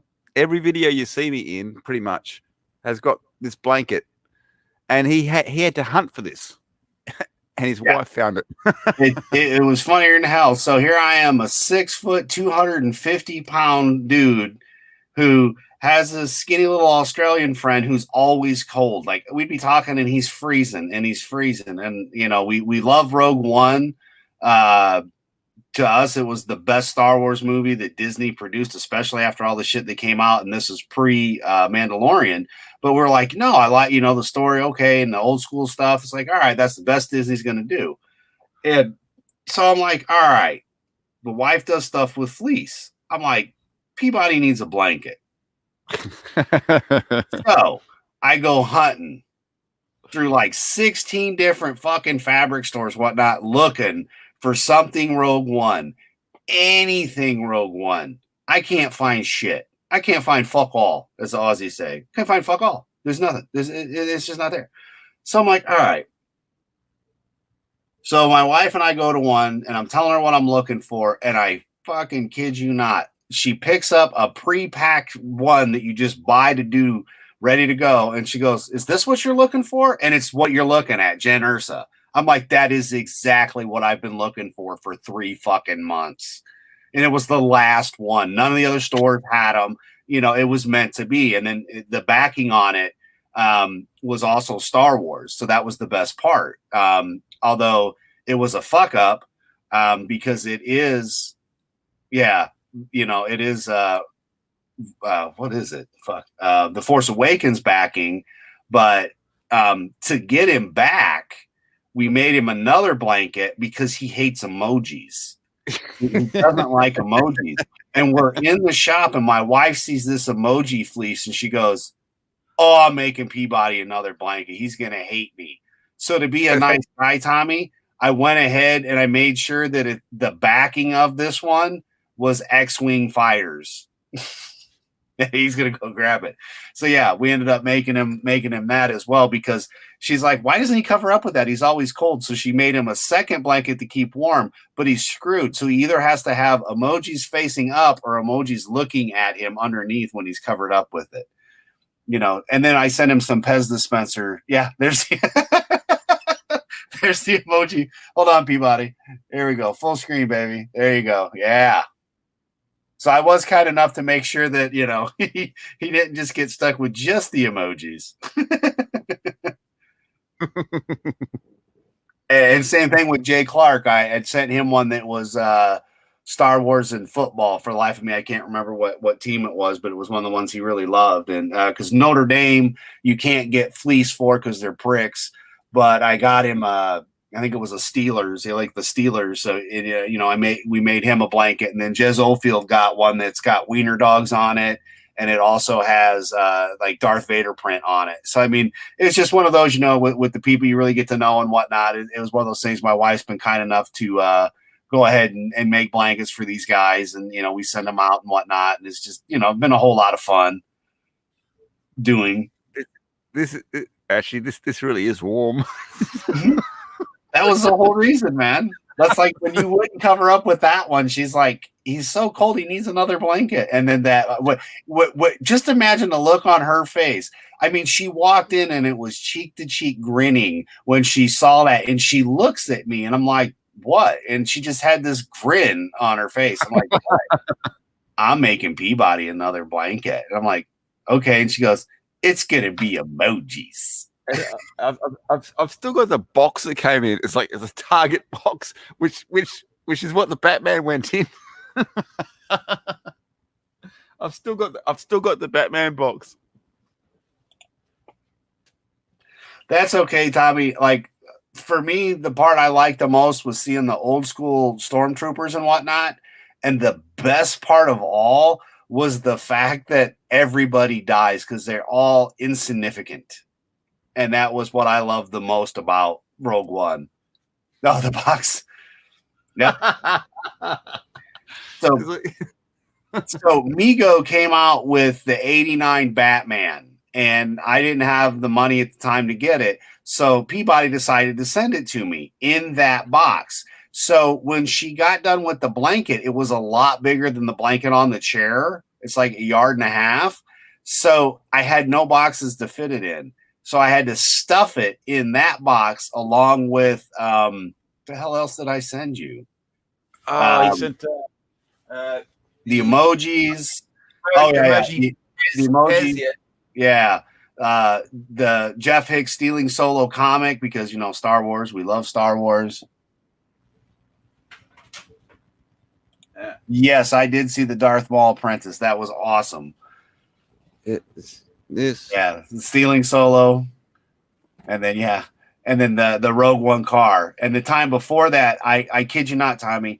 So I'm walking through the store one day and looking in the Hot Wheels, and here's an airplane. And Peabody likes airplanes, but I've never seen airplane Hot Wheels. So I was like, hey, this is kind of cool. I'm going to send this to Australia. And I did. And he got that. But yeah, it's just always been a whole lot of fun when it comes to sending stuff to an Australian.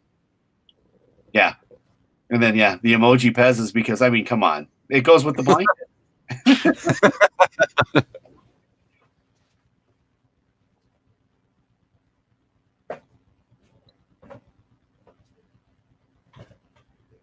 But yeah, I mean, the Disney stuff is horrible, but yeah, all we did was send the love because, sometimes everybody needs a little love, and that was it. And it's just been a whole lot of blast, doing these kind of things back and forth. And so I ordered a cheese slicer. It's basically like the wire and then 2 pieces of wood on the end to cut the whole blocks of cheese. And I'm telling Peabody about this and whatnot. And we're talking on Discord like we normally do. And he's like, oh, you're getting a box. Okay. No big deal. Cool. Thanks, buddy. I can't wait to see it. I'm not telling you what it is. Okay, that's fine. It'll be there Thursday. And he told Trista it was the cheese slicer. Well, no. So Thursday is when this Thursday, I'm expecting this package. Sunday, there's a package at the door. And she goes, oh, you think this is your cheese grater? And I'm like, well, it should be if it came from Amazon.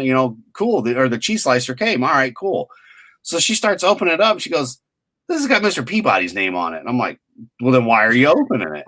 So let me find out what he sent me was a little portable helicopter, remote control helicopter, because he's played with them before, and it's an ambulance helicopter, so it's got little flashy lights and shit, and it's great. So I did shoot videos as I was playing with it today and sent them to him earlier.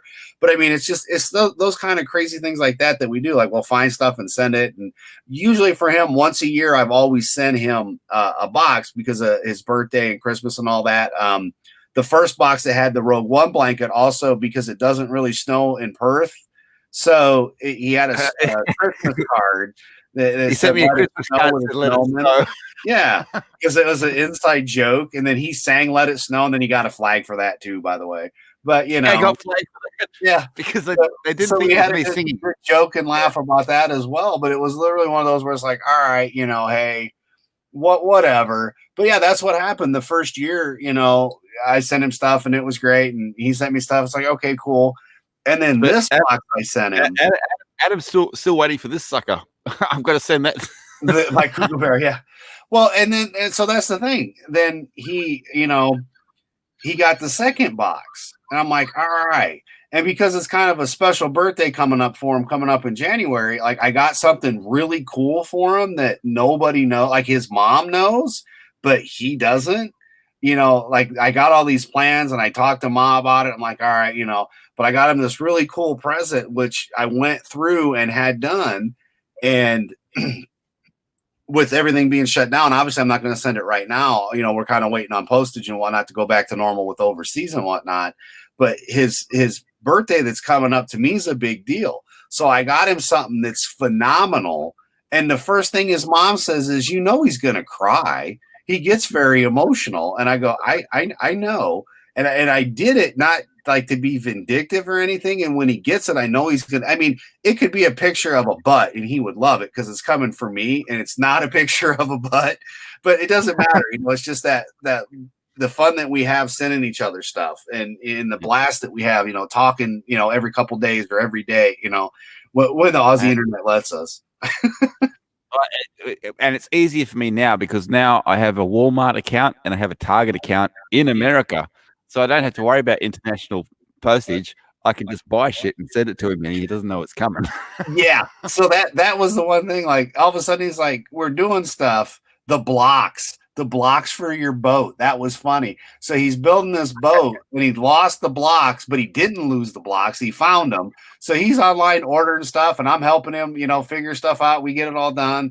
And then he's like, oh, could you send me some websites that are there in America just so I can look at stuff? So I don't think anything of it. I do. And then he starts buying shit and sending it to me. So he's like, okay, it's already in America. Here you go. And hence the helicopter, which was great. You know, it's just like, oh, this is a lot of fun. So even though he's from the upside down and it's a 28-hour flight, because my goal was to go see him next year. And I got my passport, and then all of a sudden the U.S. says we're no longer. And I didn't know this, by the way. I find this out from him because he heard it on the news that the U.S. is now no longer submitting passports, but I'd already got mine, even though I can't get there. But yeah, so he's building that, and he loses these teeny tiny, smaller than Lego blocks. I mean, teeny tiny, itty bitty little things. And we're looking at hobby stores, and I'm sending him hobby stores here in the state just in case they have it, so I can, you know, mail it to him or whatever. And, you know, it's just like, yeah. And knowing him as well as I do, I had to do it. They had these micro mini Lego wannabe things that make a wiener dog. And I sent it to him. And like, he gets all this stuff, you know, and he's just happy as can be that he got all this stuff. And then there's the Lego set for him or the wannabe, like, yeah, there it is, you know. And that's what he got. I sent that to him as well. And he's just like, you know me so well. I go, yeah, man. I mean, we've been talking for 3 years. I'm like, yes, I do. It's Billy. It's Billy. Yes, Billy. That's Billy the Wiener because he's part of the Wiener Dog clan. So Mr. Peabody needed a wiener dog. And the funny thing was, like, as I said, I did the video on it. In order to build this, I had to turn the whole thing upside down. I had to build it upside down because otherwise the pieces didn't match up. Yeah. So it was a whole lot of fun. But yeah, I mean, that's just it. You know, we all grew up, you know, Peabody's a little bit older than I am, but we all grew up in the 70s. And it's like, you know, we're having a bunch of fun and talking about stuff, you know, pretty much like we've been doing now. Holy shit, almost 2 hours. That hour went quick. You know, just having a blast. And, you know, if it weren't for, unfortunately, YouTube, but, you know, the communities that these channels can build and unite people, which to me is a very positive thing, even though we are in a negative time, which sucks, but it does keep people in contact to have fun, just like we're doing tonight, you know, just shooting the shit, having a blast, and, you know, being silly. Actually, my ma was asking, it's like, because she saw all that stuff, you know, about that guitar. Mm-hmm. You put it on Facebook. That went through to my ma, and she was saying, "What's this guitar? What's this guitar?" I said, "Well, I just asked Adam to see the pictures of the head of the guitar to find out if it was worth buying." Did that guy get back to you, or no? Never heard back from him.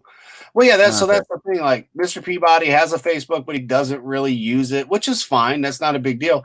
But like, I'm on Marketplace and we're talking about stuff, and, you know, so you just share the window and all that shit, and then, you know, we're looking at stuff, and guy's got a guitar for $100. So I ask the questions and whatnot, and I go, "Oh, I'm going to Jew him down. Don't worry. I won't pay more than $80 for this guitar." And it's in Chicago, and I'm thinking, hey, go, you know, or it's in Illinois, go to Illinois, meet the guy, get some pizza, you know, come back home, whatever.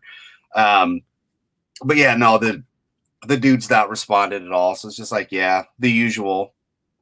so many people sell stuff on Marketplace, but then never respond. Yeah, because the one behind me is a Fender Squire, but that's a Chinese Squire. So I was asking Adam, is it a Mexican or a Japanese Squire? If it's Japanese or Mexican, I would want to buy it. Yeah, because I shared the picture on your Facebook wall, and then your mom liked it, and I'm like, oh, okay. I was like, because I meant to send it in Messenger, and it didn't. I'm like, oh well, it's on his wall. She rang me the next day and has asked me all these questions, like, "What's this guitar? What's this guitar?" And I said, "Well, I was just asking Adam because he was looking at guitars. I was asking him the different prices of guitars over there." Shit. Okay, gotcha. Oh, sorry, Peabody. He knows our buddy Shellback as well, who's another good buddy of ours. Shellback. Yeah, Shellback's got a year on Tommy, so we're all in the same age. That's the best part. Same age range. Yeah, but who hits 50 first?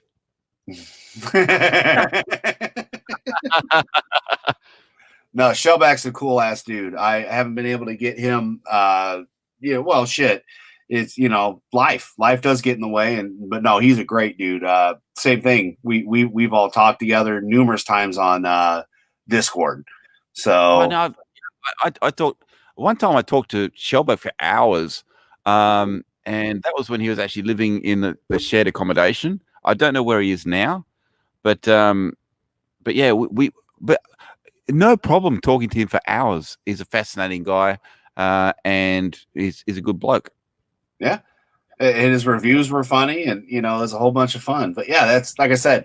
Once again, I wanted him to do more videos because he did the video on the ships, and I wanted him to do more, but he stopped. So I don't understand what happened there. But I like that shit, because he did it really well. So yeah.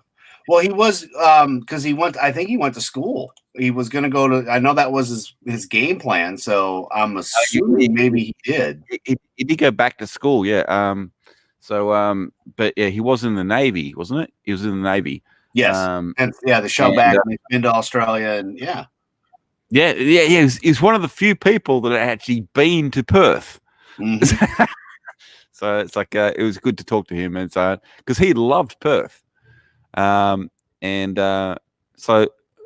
of course, I can talk about Perth. I mean, I've lived in America, but I mean, obviously nowhere near the water in America except for the Great Lake. But I think it was Lake Michigan. Yeah, you were in Chicago. Yeah, you were. Yep, Lake Michigan. Yep. But no, he's actually been to Perth as an adult, and he loved it, and so we related on that alone, and Shellback's great.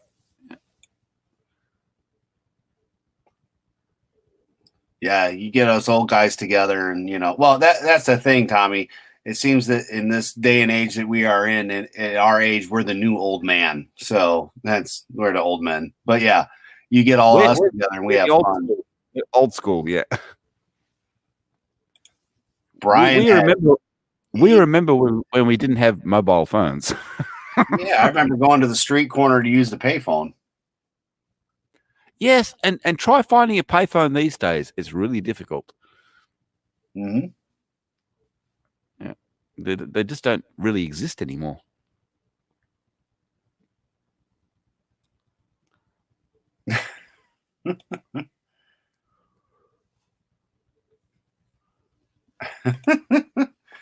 Yeah, he's a good dude. But yeah, I mean, once again, that's how we all met. Was once again, I think it was through Odin, and then good old Shellback. That Discord. Thinking back, I think I stumbled across Jeremy's stream, and then Jeremy said something about Odin, so I jumped on Odin, and then all this happened, and I've got a whole new family. Yeah. It's like and my ma loves Adam. It's like she loves Adam. She loves all his puppies. She loves Adam, and yeah, so he got adopted. Yeah. So Adam is Australian. Yeah. Yeah, well, and that's the part that was so funny about it, though. I mean, like I said, it all for me, it all started because of the dog. But then, people that I knew from other channels, and then, same thing. It was Jeremy from Geeks and Gamers is how I found Odin. And it was literally one of those. It's like if you're typing in the chat and then people are ignoring you and they don't talk back, it's like, well, go fuck yourself. And I mean, we're talking smaller chats. I'm not talking like these big ones. But same with Yeah. Mary. Like when at the time Proper Jeremy, now Justin Proper, when he was starting out, and Mary was on, and all these people. Bonnie streams where we hung out with a lot of people, not to mention Fedorable the Horrible, which once again, this goes back to DJD, which goes back to World Class for me. There were so many people, but then there's from Doomcock streams, people like Purple Lady, Bionic Belly Button, Starry Eyed Girl, people that through Discord, Twitter, whatnot, they're always, puppies pictures, and I send pictures of the puppies to the girls because everybody loves my wiener dogs. But literally, it's one of those where it's like, yeah, it's a whole lot of fun, and it is. It becomes a community within a community sometimes, where like for us, or for me especially, it was World Class, DJD, and then I brought you with me, Peabody, to Lethal, and then we find out he's an Aussie, and that we burnt him with the Fatty Pants, Captain Fatty Pants from this movie. We played with him big time. But I mean, it's those subtle moments, back before he even had 600 subs, is when this happened. Because I kid you not, yes, Proper Jenny, that was a good one. Lethal Lightning, here's how cool of a dude he was. The deal was if he got to 600 followers, he'd give Frank a blue wrench. Now, mind you, I met Lethal through DJD. When he was, he'd been going for a bit, but he was still a newcomer. And then all of a sudden, thank you. Yes, that's what you do when you have as many as I have. It is a pun, my friend, all the time. That was the deal. So he hit 600, and sure as shit, he gave Frank a wrench. And I used to be in his streams all the time back when Lethal, what do you have? Maybe 25 people in his stream, if that, Peabody? When we were there all the time? It wasn't many, yeah. But Lethal was doing the same thing that Odin was doing. Odin reads every comment. Yep. And now you have to flag him, but he'll still read every comment. But Lethal was doing the same thing. He used the same pattern, and that's what made the audience stick around. Yeah. And with Lethal, it's great because when like Mr. Peabody's here and he makes fun of him because he sounds Tasmanian because he can't pronounce certain words the right way, which it makes it funny. And then the weather predictions where, well, Lethal's going to be crying soon because this storm's going over there, or it's going to be hot because it's this. Wham-boo. Yeah, because I'm in Western Australia, and what happens is the weather pattern goes from Western Australia and it travels across to Lethal. So I was telling him, just in the next couple of days, this is what's going to happen. But yeah, I mean, it's just fun with friends, man, and that was the whole idea and concept between a lot of what I'm doing. I mean, I have nothing against any of the channels. I get on what I can. I chat a lot, when I have the time to, and I have fun. If you're not having fun, you shouldn't be doing it. And you of all people know this, Tommy, because you're having fun when you're doing your videos and doing the stuff that I've seen you do. So I know you get it.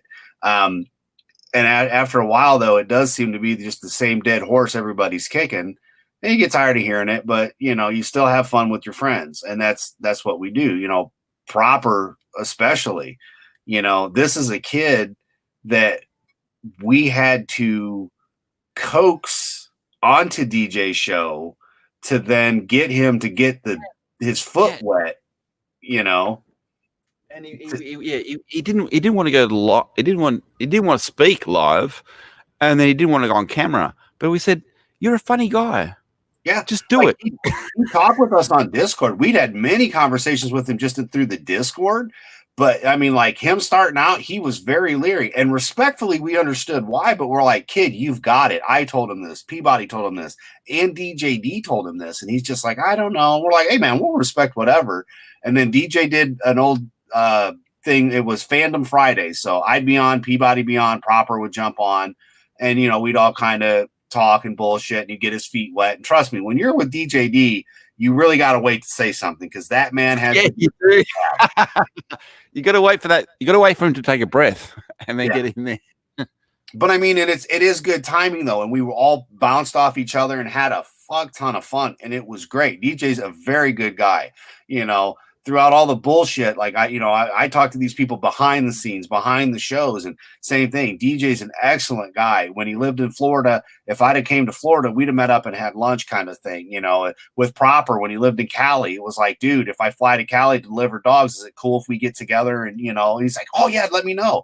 Now he's in Ohio, so he's just a state across from me. So once all the insanity's all gone, we're gonna schedule to hook up and go get a bite to eat and just hang out. But it's one of those things, getting to know the people and have the fun with them.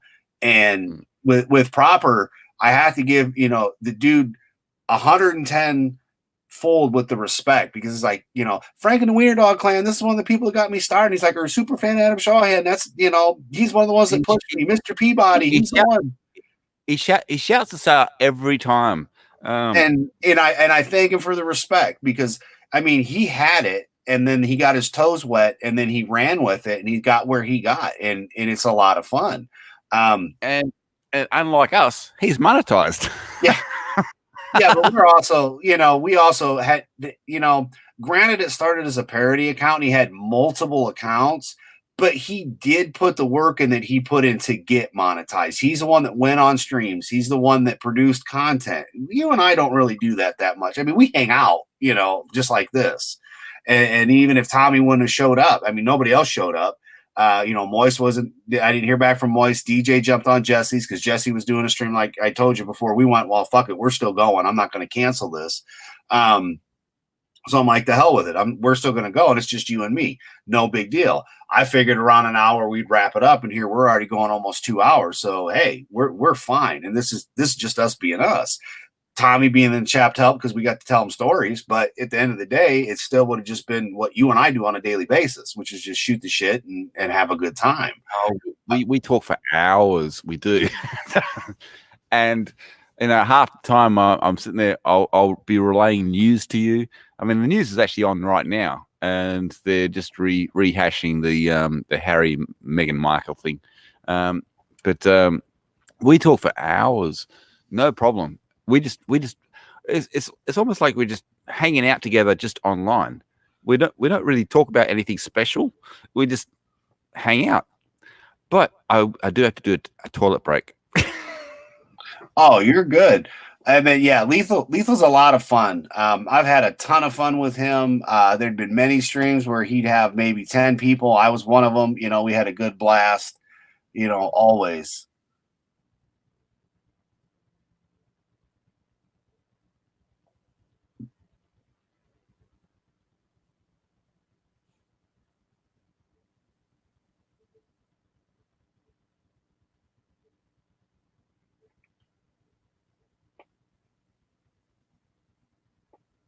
Oh, there was what was it? He did. Let's see, Jeremy.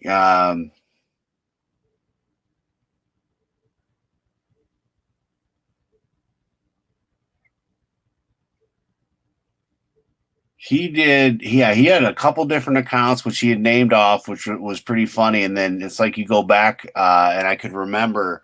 It's like, oh, I remember this dude. I remember this dude.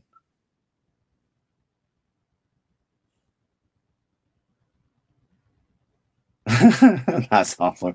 It's okay. I can't type for shit. I had hand surgery, and ever since then, you can kiss the typing goodbye. It's like, oh well, we get the idea. It's like, all right, yeah, it's definitely it's definitely fun. But that's the thing, it's definitely fun meeting people, and the same thing with you. Like I said, when I started watching your videos, man, I was like, all right, this is pretty badass. Dude's got these. He's going through them. He's having fun. Awesome. And then all the chats that you've been in.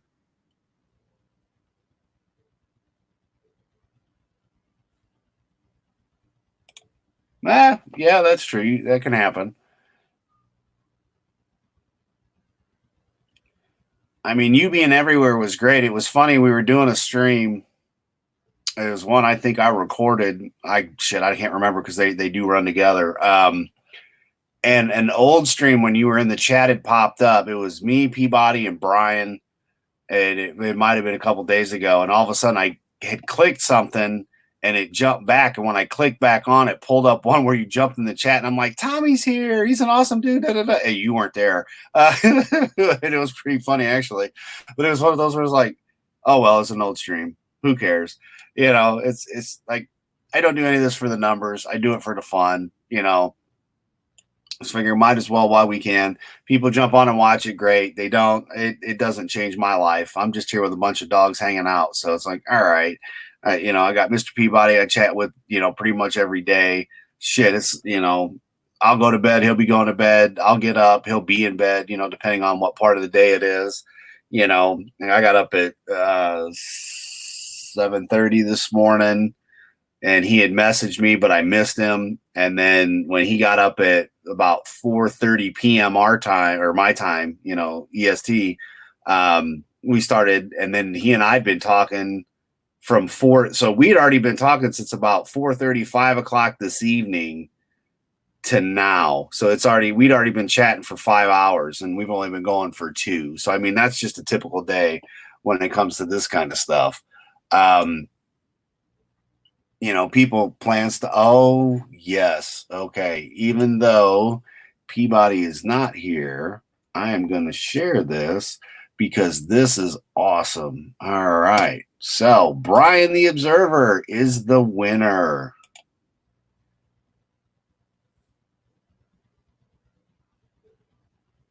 %44.3%. Congratulations, Brian.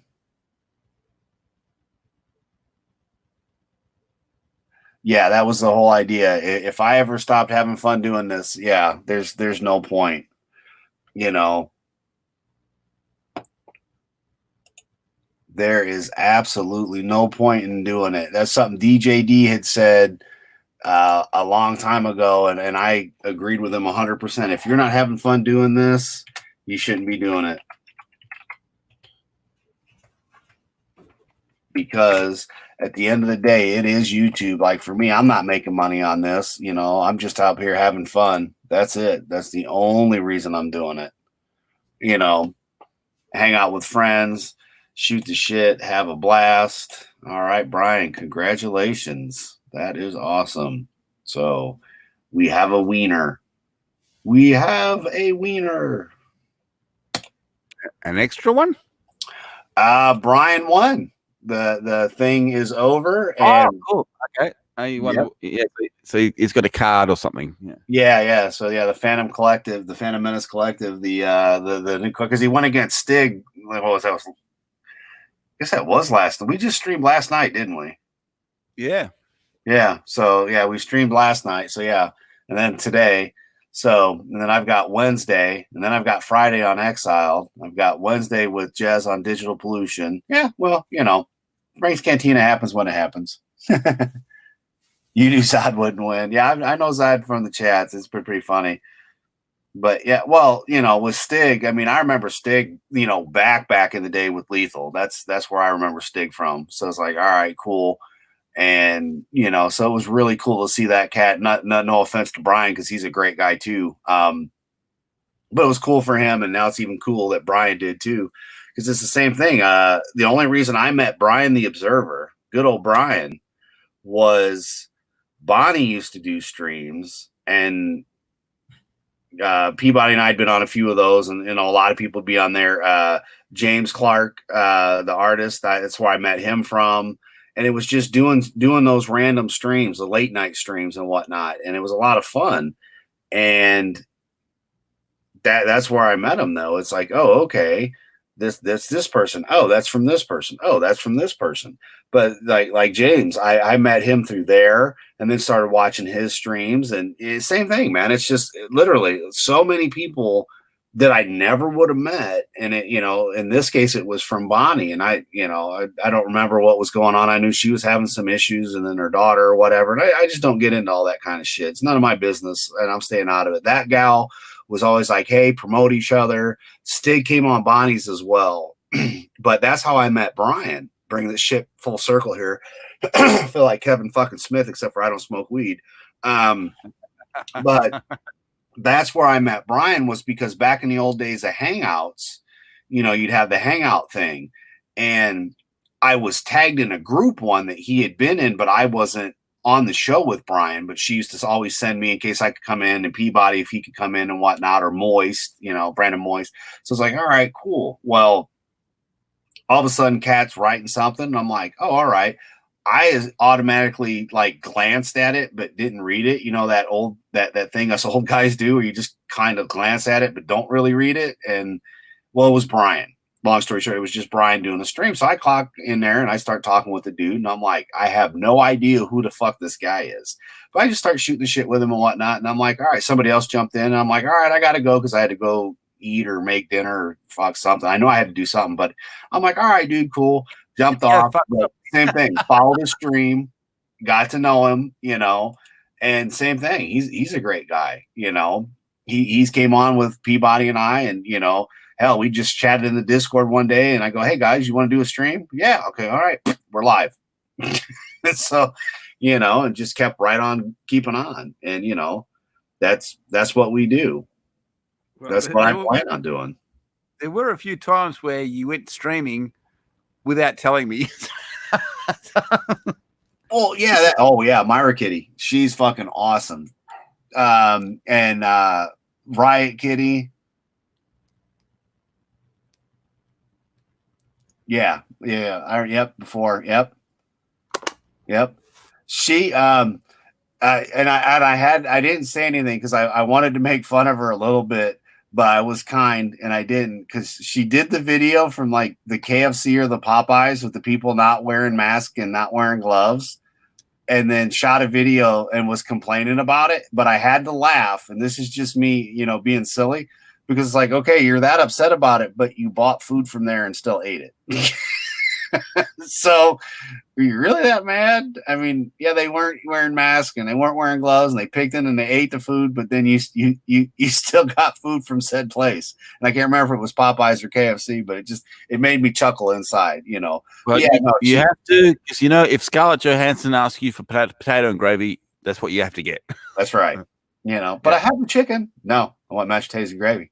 But yeah, literally, it was literally one of those, and yeah, she does her streams and whatnot. It's like, all right, exactly. I've met a lot of people through Brian, the Observer.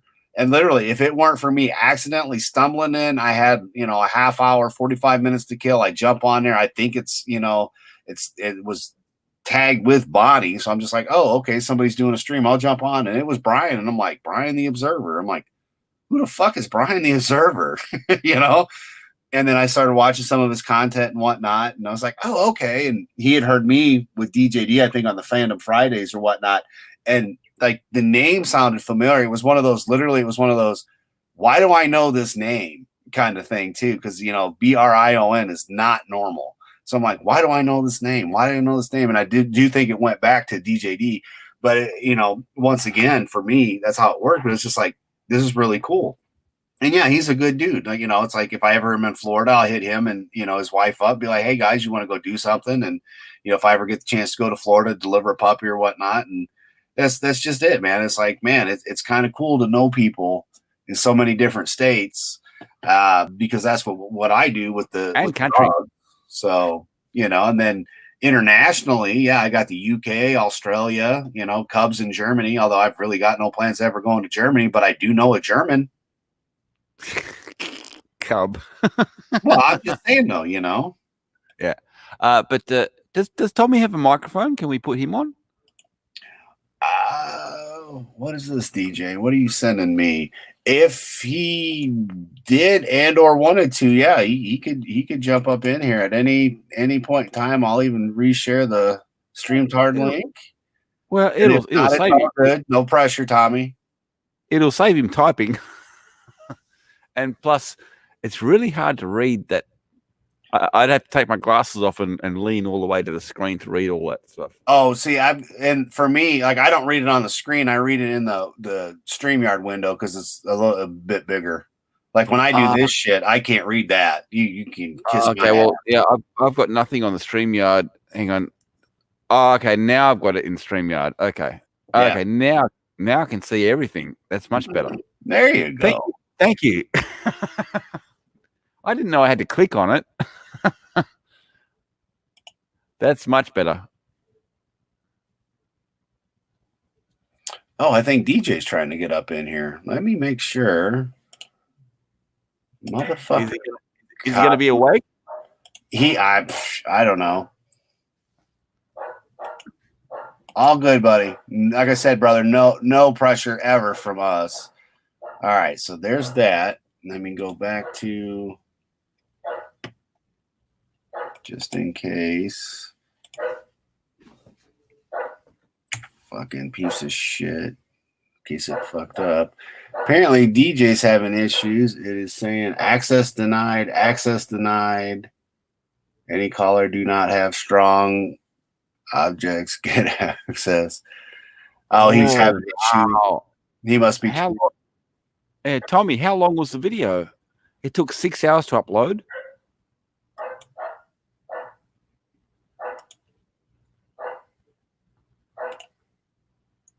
I think my videos are normally about 10 to 15 minutes, depending on what I'm doing. But yeah, my internet sucks. But I mean, 6 hours? Wow. So that's what DJ's dealing with. It just says the XML file does not appear to have any style information error. But I resend him the link just in case I sent him the wrong link, which it shouldn't be. But you know,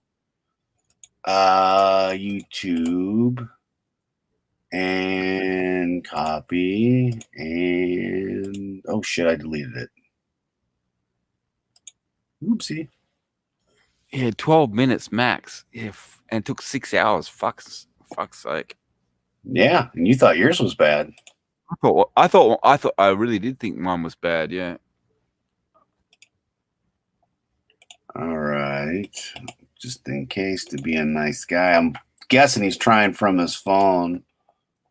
Well, I'm actually thinking if I use Streamlabs instead of YouTube, maybe I can do live streams because I seem to be working fine here. It doesn't, you know, how when I did the live YouTubes, it was very stuttery. It was like watching a slideshow. Yeah. Through the OB. Ah, there he is. Some bitch, DJ D. Is it alive? Hey, DJ. Is it awake? With a stick? It sounds like yes, indeed, you funny little fun people, you. That way. It's great to see you, DJ, and you sound. You know, I charge by the fucking minute, so I'll send you my bill later in PayPal. Frank and the Wiener Clan. Yeah, that's how dare you use my image? Play along. See, that's the DJ we're used to. The DJ we had last night was like. That's because I was tuckered, dude. It's just been all the stress of the dumb crap I've been going through. So it's little minor shit, but it's just some people owe me money and they're like 7 to 10 days, and I'm like, fuck you. I need the money now, not 7 to 10 days, you fuckers. So bullshit. Yeah, that's always because fun. You can eat all those potheads in California because you're a vampire werewolf and you just got too much THC in your system. You got chemical. Yeah, that might be a little bit of that too. Getting used to their blood versus the much cleaner Florida blood is a quite the experience. I mean, come on, bro. 9,000 years old. The blood has gotten way different in 9,000 years, bro. I would say so in California. It indeed has. I'm sorry if your ears have been ringing off the hook because I have been talking a lot about you. We got Tommy in the chat, and I was kind of explaining, you know, the history of from World Class to you, and then we were talking about how Brian found us together and Proper with you, and you know all that shit. So you have actually been the main topic, not you snoring at all. Actually, funnily enough, no, degeneracy has been the norm, and then just chilling out. So yeah, hopefully, they give me my fucking money soon, so I can not be fucked. I don't feel like beach bumming in a couple of days, but it is what it is. I'll deal with it. Fuck. Just give me my damn money. You owe me, you some bitches. No, not this run around the fucking rosy pocket full of posy bullshit. Because in that money, I got to take immediately and give to somebody else. And of course, there's family and all that other bullshit you got to take care of. So, like, no. You owe me money. Pay me my fucking money, fucker. I love this shit. No. Fucking humans. That's why you got to eat a human once in a while to keep them in line. They're not going to try to bullshit you 7 to 10 days before they give you what they owe you. Fuck. It's like, no, I did you a favor, not the other way around. The fuck. Well, DJ, you got to look at the bright side. Yeah. It took my ma over a year to get any money back. Oh yeah, this is a good one. This is you're going to enjoy this one. You go ahead, Peabody, because I'm going to mute. You already know what I'm about to do. I will be back in just a minute. But basically, what it was is like to get this house, right?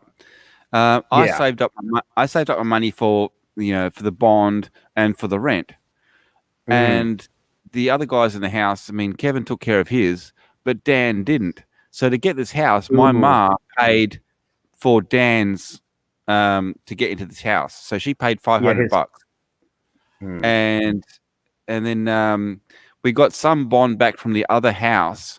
So that went straight to my ma, but he still owed my ma $380.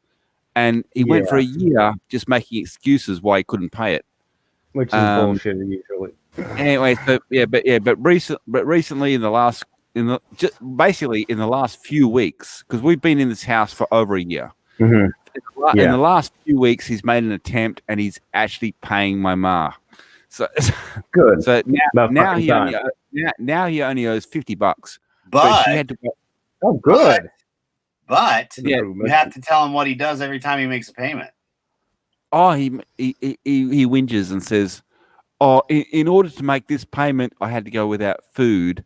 It's luckily someone gave me a voucher for Coles so I could buy some food." And every time he makes a payment, he says, "This is really hard on me." It's like you had a year. And my ma said, you don't have to pay it all in one hit. You can pay in installments. But he didn't pay anything. So unbelievable. Yeah. I know people like that they try to do the whole woe is fucking me, feel sorry for me. It's like, no, fuck you. Pay the damn thing that you owe. If I show you the text that he sent to my ma, because he sent the same text to me. Because he's trying to guilt trip his way out of it to not pay anything. Yeah. That's what. He put himself down for everything. Apparently, now he's not getting paid by this, and he's not getting paid by that, and he's got all his medical bills because now he's got diabetes type 2, and he's also at risk for a heart attack and all this. He put all. Oh, so he's totally not gonna pay the other $50. Yeah. No. That's not the last text. That's the text we sent him when we said start paying. But he's paid. He's paid since then. So he's now he's down to $50, and which is a good thing.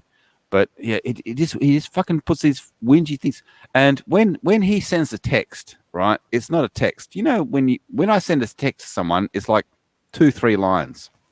When he sends a text, same here. It's half a novel. Yeah.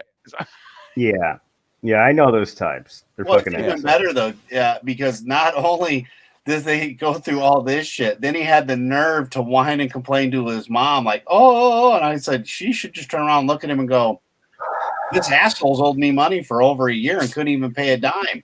But the best thing is what Peabody did to him, because, of course, this motherfucker won't pay his mom, but was knocking on Peabody's door for the internet money. Oh, he's lucky he don't get his ass kicked. What a bitch. Jeez. Well, I mean, I said to him early on, I said, like, I'll stop paying him the internet money and I'll just give it to you. And I said the same thing to him, but my mom said, no, you stay out of it. She told me to stay out of it. But I still threw in my 2 cents worth every chance I got, and said, "Oh yeah, and when I handed him the thing, I said, "Here's my ma's bank account details," because she didn't want to send it across in a text. Yeah. And I said, Dan, it's been over a year. Fix it. Exactly.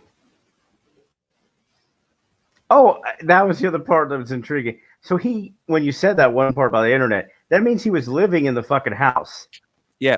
And he's bitching about the internet fee. Well, no, him. because the internet is in his name, right? Everything else is in Kevin's name. Exactly. So the power, the water, and the gas is in Kevin's name. The only thing that's in his name is the internet. So he was knocking on my door, even before the end of the month, saying, "I need the money. I need the money." And I'd say, "Well, what about my ma? My ma needs the money too." And the only reason you're living in this house is because my ma paid for you covered to be his here. ass. Yeah, exactly. If not, he would have been. You could have easily said, "Fuck you, get the fuck out." You didn't pay your part. Yeah, but you don't get get the benefit. The reason I didn't do it because my ma told Anybody me could do it internet. My ma told me not to. So but yeah, every dig I could do, I did. But in the end, I said, "Fuck this! I'm not giving you money. I'm sending it to my ma." And so that started that, and then he said, "Oh, I'm not getting Centrelink. I'm not getting Centrelink." He was getting Centrelink. He got the same bonuses that I got, and I said to Ma, I said, hit him up, because he's getting the same money that I'm getting, and I'm getting plenty of money. So it's like, so I told her hit him up, and so, but yeah, he did come through, and so now he's down to he only owes another $50, which I'm glad with. About fucking time. Yeah, I hope I'm. Like I said, not as lengthy a process to get what I should get. Hopefully, fuck. Well, no, hope you get paid much more, quickly than my mom did, in a timely manner. Yeah.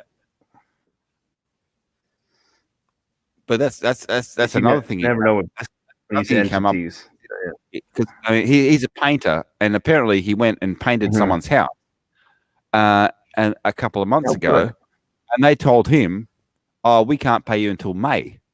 Get fucked. Oh, wow! He should have told them to. About a bullshit story, It's like, I have a hard time believing that no one's that lazy gonna paint someone's fucking house and not get paid immediately, because that's not how those people work. So I don't believe this bullshit on that one. No one does that. For the most part, you get money up front simply to pay for the materials. So exactly. If not, shit don't get painted. No one's that does that is that retarded to do it for themselves. No, they'll get paid and they'll go buy the materials and they'll do the job. But most of it is paid up front, or a good chunk of it is. So that's and in cash on top of it. Yeah. So, no, that's it. He was real douchebag. Getting paid under the table, so he was also receiving unemployment benefits. Yeah. Yeah, so it's like, and when he said that, are you gonna feed those? Are you gonna feed them to those little animals you got outside doing the weird noises? So you're like freaking like little things. You heard toads, okay, man. Cool. That's me. Yeah, toads in the back. Okay. They're because of the pool and whatnot. I came out for a smoke, and it's like, the toads. That's cool.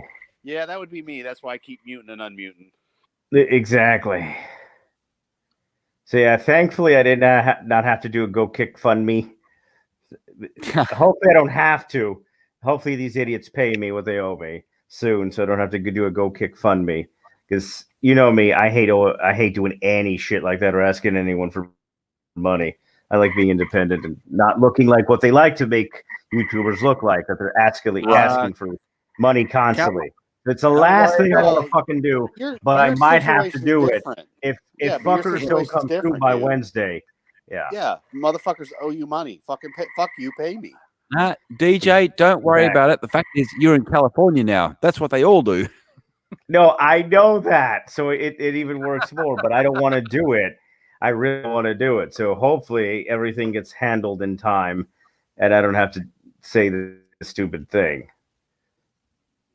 And yeah, regardless, I think everyone knows the stupid Trump bucks and other money's coming in by next month, so I would be able to pay people back that gave me anything, and it's not that much as the other bonus. So, but again, hopefully I don't have to get to that point. I'm just mentioning it in case I do have to ask anyone who's fuck. Yeah, shit. you're Well, planning for the worst and expecting the takes best, or it hoping takes for the best. You're a yeah, smart man. exactly. It takes money to make money, and that's pretty much in the position I've been in. And then once that's handled, then I'll fucking, like I said, regardless, I'll have the guaranteed stuff. It's just when that's going to happen is whenever those corporations decide to do it. Well, at the end of the day, Cocksuckers. dude, you've never asked for a fucking handout. You're not that kind of dude. I mean, I was No, I talking don't to you like earlier. doing it because I don't like owing anyone fucking money. I Well, that prefer too, it the but other way around. You're not a scumbag. That's the thing. I mean, Yeah. all joking Yeah. aside, you're a good dude. And- When I was telling Tommy, I was like, if I, were to go to Florida, we were going to meet up and eat and hang out and shit. Yeah, if I had a exactly. puppy delivery. I was like, DJ's a great guy. We've spent a lot of time off streams more than even on streams, but we always have had, great conversations and good times. And you're a good fucking dude. Fuck anybody that says otherwise. And DJ sounds very much like me. Unless it's there and you can see it, it doesn't exist. Exactly. So Yeah. I think of it that way until it is where it needs to be. I'm still in being very cautious mode going into the day. And once I see it's there, then I'm going to be very cautious to make sure it gets executed so I don't have to worry about the fucking rent and shit. Basically, unless it's in your hand, it does not exist. So exactly, that's how I treat money, which is how most people should, and unfortunately they do not, and that's why there's a lot of little problems. That's why there's going to be major problems in Australia in about another 5 months' time, especially when it comes to the unemployment payments, because they boosted the unemployment payments every 2 weeks. It's an extra $550. But they're doing it. But after 6 months, they're going to take that away. If they take that away, people are going to drop. They're going to, because what they need to do is wean them off it. Exactly. Yeah, you can't just hand them extra money every 2 weeks. I mean, it's good for me because I get the same amount, but but the fact is, I realize that it's going to go away. Other people are going to get used to it. They're going to get used to spending extra money, and then they're going to be sloppy. And then when it gets taken away, they're going to say, "We don't have enough money." Well, you know what I mean? Yeah, I was doing good on the old amount, and when I even said to my ma, I said, "Ma, this is too much." They should have increased the unemployment amount, but they shouldn't have done it by that amount, and they should have increased it to make it easier for people to live. Yeah. But I was living off the old amount, and I was still saving money on the side, but if you add that to them, they're really going to spend that extra money, and they're going to get used to spending that much money, and then when it goes away, they're fucked. Yeah, they're going to have a shell shock and a half. Yeah. And America's doing something similar, and then they're going to just cut it off. And people that aren't smart are going to get screwed. And those that are smart about it, they'll be fine. The other thing, there was two stimulus payments, right? One came through like a couple of months ago. They gave everybody $750, right? And there's another one coming through in July, right? But what people I hope so. I'm backing up slightly. Really. Yeah, but what people don't realize is that second stimulus amount, the second $750, only goes to certain people. It doesn't go to anybody on unemployment benefits. So if they're expecting that as well, there's going to be uproar. It's like, because unless you go onto the website and read, there will be. Yeah, because the thing here is they're doing the unemployment benefit extra $600, and the people who got the previous check are getting an additional.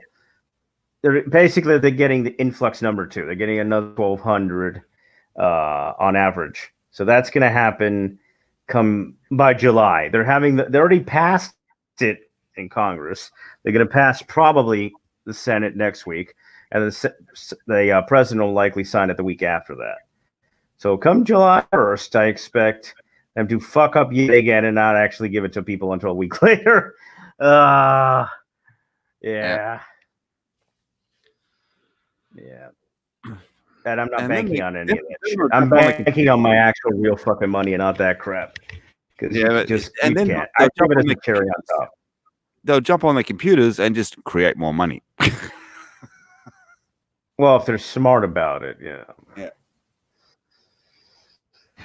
Which most of them aren't. No, most of them just did the dumb thing and listened to stupid people and burnt all their money immediately because they said, "Oh, inflation will be worthless." No, the fuck it isn't. Don't just burn all of that immediately. Save it, you fucking dipshits, because it'll fucking melt away, and then the value of the shit will go back to normal eventually. Yeah.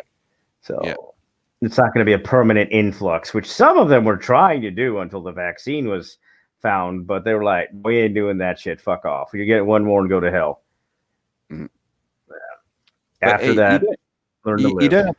You don't have to worry about driving everywhere now, GJ, or flying anywhere. Oh, I know that.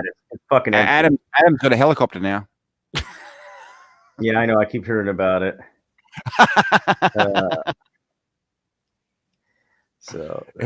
You might have to hang on really tight, though. I know.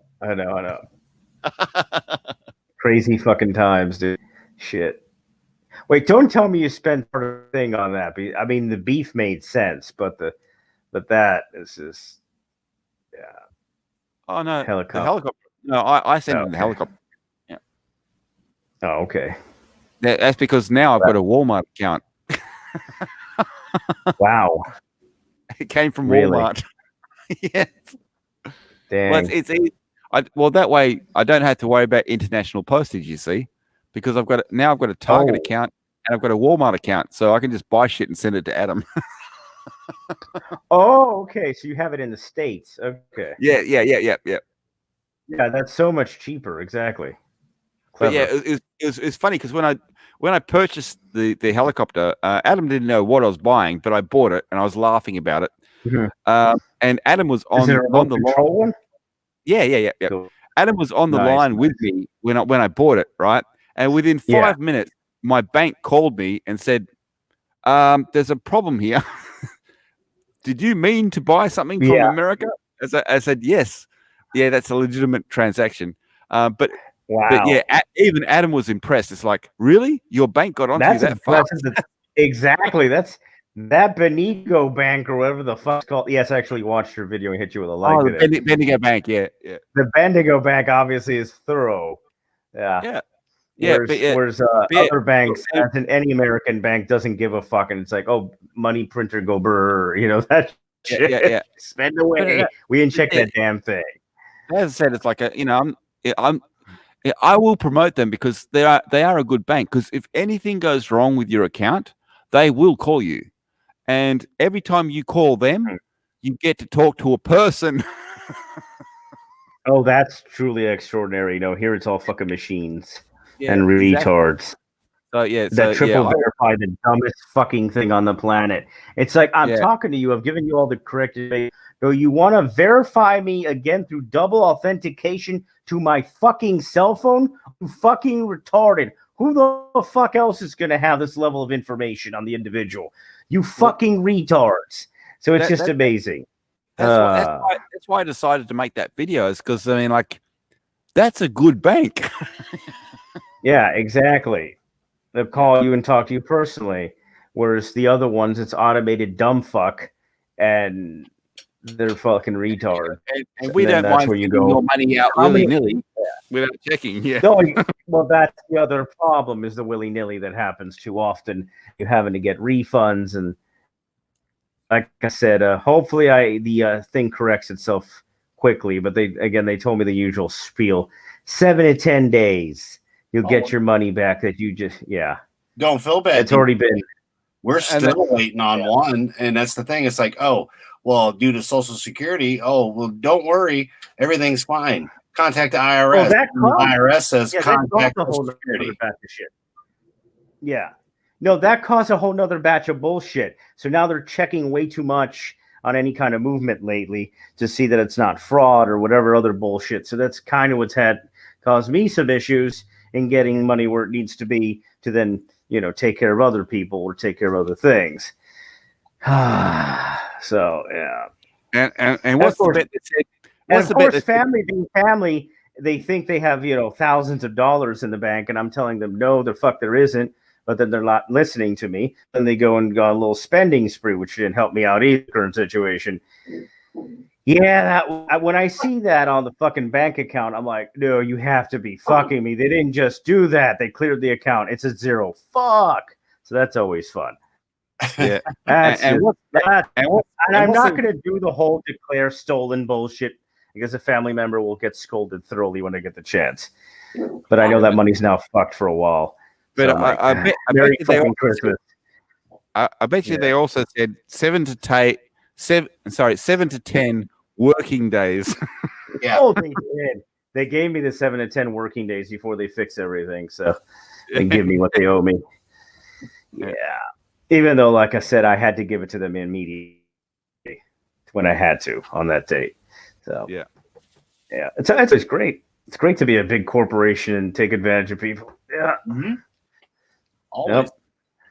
And that's why people have to do go kick fund me sometimes to balance that bullshit out. Shit. Like I said, I don't think I'll have to. Balls. Capitalist system, baby. Yeah, I know. Good thing PayPal fucking works. I'll figure out whatever wacky thing I gotta do to pay back that's people. okay, yeah. If you send me an address, I'll send you a helicopter. No, that'll help pay the rent. Yeah. Shit. God damn. I've got a Walmart account. Like I said, I don't think I'm going to have to do it. I should be fine. I'm just being cautious, even mentioning it. Exactly, Tommy. The feel of guilt is intense. Balls. It's the one thing I didn't want to do, so I wouldn't be the cliche, but so I'm trying my darndest to not have to do it. But like I said, I'll find out fucking come a couple of days if they cut the shit and gave me my damn money, or if I gotta do any weirdness. Hopefully all humans are available. There might be some bloodletting. Oh boy. I have to suck some blood. God dang, no. Oh fuck. And then you go to the blood bank to get paid for giving blood, and you just say, no, they tell you to go fuck yourself. Yeah. To my arm. And what if it has corona? Spit it in the bag. Yeah, what if you have corona and all this other bullshit is what they say? It's like, wait, but you need this blood. Are you kidding me? It's like, no, we'll pay you later in 7 to 10 days. That'd be the funny part, right? I give the fucking plasma blood. That's rare. And then they tell me 7 to 10, everything's 7 to 10 fucking days. Just to fuck with me some more. You forgot the magic words. 7 to 10 working days. Working days, yeah. Shit. The trolling by the universe is real sometimes. Gotta love humans and family. Jeez. Mm-hmm. This is why comedians are constantly like, fucking hell. They have so much material because the craziest shit happens to them. It's not even funny sometimes. Yeesh. Oh, that's the best part of a good comedian. They can throw the shit that happens in their everyday life. And it's, Gabriel, this was one of the best at that. It's like, I didn't make this up because I thought it was funny. I really did have this car with this in it. And, this is what happened. Yep. As many others, just using him as an example. That's, it is what it is. Yeah, it's just shit happens in life. It is what it is, exactly. And then I have all this. Then the funny parts to continue the excitement. So I have all this meat for what I have to do with all this meat. It almost sounds like I'm actually being a vampire, but it is what it is. It's part of a different package promo deal thing, whatever. Right? So I've got all this fucking meat, but I don't know what the fuck to do with it, and I'm not going to sell the meat because I'll need it eventually. So it's like, well, fuck. Should I open a delicatessen to make some money on the side? Well, in the area you're in. Yeah, I know the crazy sneaky shit you can do. I don't feel like smart assing it. It's like, hey, get your fresh vampire deli sandwiches. It's the good stuff. DJ, shit. What you need to do is go down to Chinatown and open up a wet market. Ow! I almost broke my nose. Laughing so hard. Yeah. Oh, it would work. It would work. It's a sad part because the desperation is real for some people for food and shit. Nah, that's just all wrong. Not only that, probably something to me because I don't have all the special gay papers I probably need and licensing to sell my meat. No, what you do is you get all the cow shit, you cut it up into real small portions, and you label it bat. Yep. Oh, no. Damn. No. Oh, jeez. I know you want to. Yeah, it's like this. I looked up the giggles up in Florida before he came over. I'm sure it's the same in California. You have to get like a stupid little gay license just to have the food truck bullshit, right? So no, I could pull off any actual side market belly shit. Because all right. I guess I don't feel like him. Because at the end of the day, it's the stupid fine you might get. No, it's such bullshit though. It's like I want to make money, right? I want to give people a product they want, but I can't do it because if I do it, then I'll get a bullshit fine. That's unfortunately the era we live in. It's okay, DJ. Yeah. What you do is like if any inspectors or any police approach you, you say, "No English." Mm-hmm. Fuck. Oh shit! No, like I said, I'm probably not going to take the chance. All my special meat to anyone in deli form. Me long time. English egg. Yeah, this special delicious sandwich will make you at least 10 years younger. Enjoy. It's got some vampire blood in it. Hey, Fountain of Youth sandwiches. Yeah. Fuck. This sandwich guaranteed to suck wrinkles off your face. Exactly. Oh my! Who knows? It'll make you happy, sure. There you go. There's your slogan, DJ. You want to live forever? Eat my meat. That's right. Nice. Eat nice. That is a good one, shit. Everybody's going to be munching on your meat. Yeah, I would think so. Oh, good shit.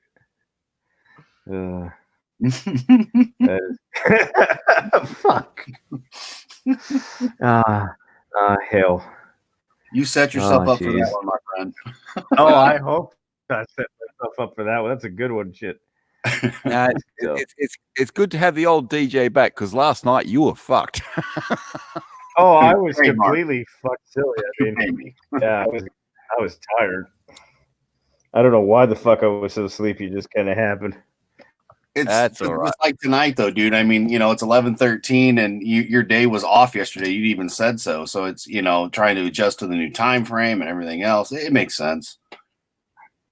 Yeah. Plus the stress of the other shit I mentioned earlier. Mm-hmm. That definitely has an effect on humans. You don't think about it, but it does. Oh yeah. So, I'm sure that was a good chunk of it. Well, so, yeah, I'll have that slight stress for. No, yeah. If I actually need help, I'll message your ass. Like but here's the thing. Fine. Like last night, you were on with friends, so you knew you were in a safe place. So even nodding off, and it was pretty funny because Shandor was the one that's like, "Is DJ snoring?" And I couldn't talk because I was laughing so hard because I'm like, "This happened with Jesse," and goddamn, it was funny because he was at least on camera. DJ was. I was saying, bless his heart, let him sleep.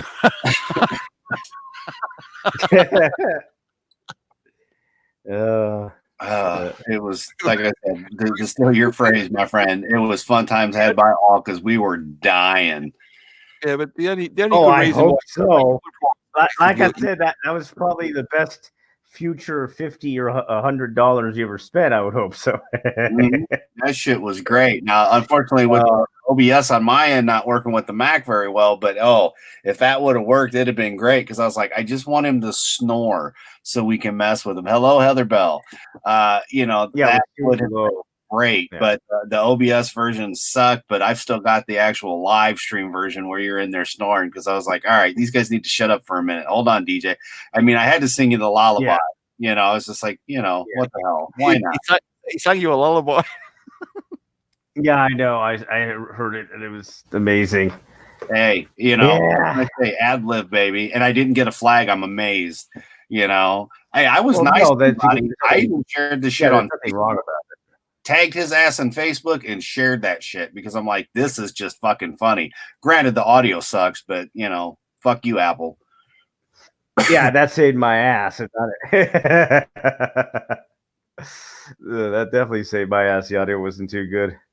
Yeah, well, it would have been comedy. It wasn't, and then you some. know, it wasn't nothing bad. It was just you snoring, but still, it was hilarious.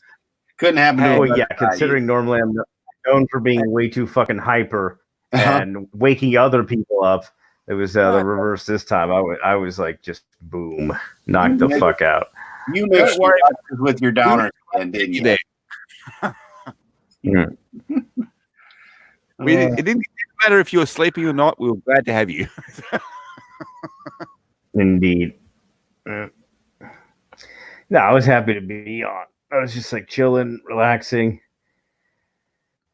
Well, obviously, someone in a better mood. Relaxing, yeah. Exactly. Yeah. And then today, it's like I said, somewhat more relaxed with the situation, even though it is what it is. Yeah. Yep. Yeah. Interesting times. It's just the times are so crazy in general. It's like, fuck. Can I just like it's like I keep getting close to the finish line, and I know the finish line is probably still a couple of weeks away, but it's like I just want to get there ready so I can relax. Fuck. Well, just don't go to any protests where guys are wielding axes. Yeah, no, I'm trying to play it as safe as possible until I get to where I need to get to. And hopefully I don't need any help along the way, but if I do, like I said, I will pay it back immediately after because I've got the whatever the fuck coming in. So, yeah, like I said, I'm really hoping not to have to fucking do that. Oh well, and hopefully in your voice, it's like, God damn it! And I know you enough to know it's just not you, you know. No, I know. Like I said, a large portion of it was the stress because you know going through what I'm going through. if you unexpected stress, like I said, everything was tactically planned before I got here, so everything was covered. Then, all hell broke loose, and it wasn't covered anymore. Then family's family, so yeah. A shit bomb with a shit shit hawk with a shit hurricane just hit your ass. Yeah, exactly. Like right now, I'm still looking at the fucking assholes not depositing the thing into the thing, even though they said they do it real soon. It's like it should be tonight, but I'm still not seeing it. So, as usual, the corporations are full of shit. I was trying to say it's like I could loan you $50, but by the time I get to you, it's only worth $25. It's Australian dollars. I know. But if you really needed it, I would send it. Yeah. All right, cool, man. And like I said, I hope I really don't need it.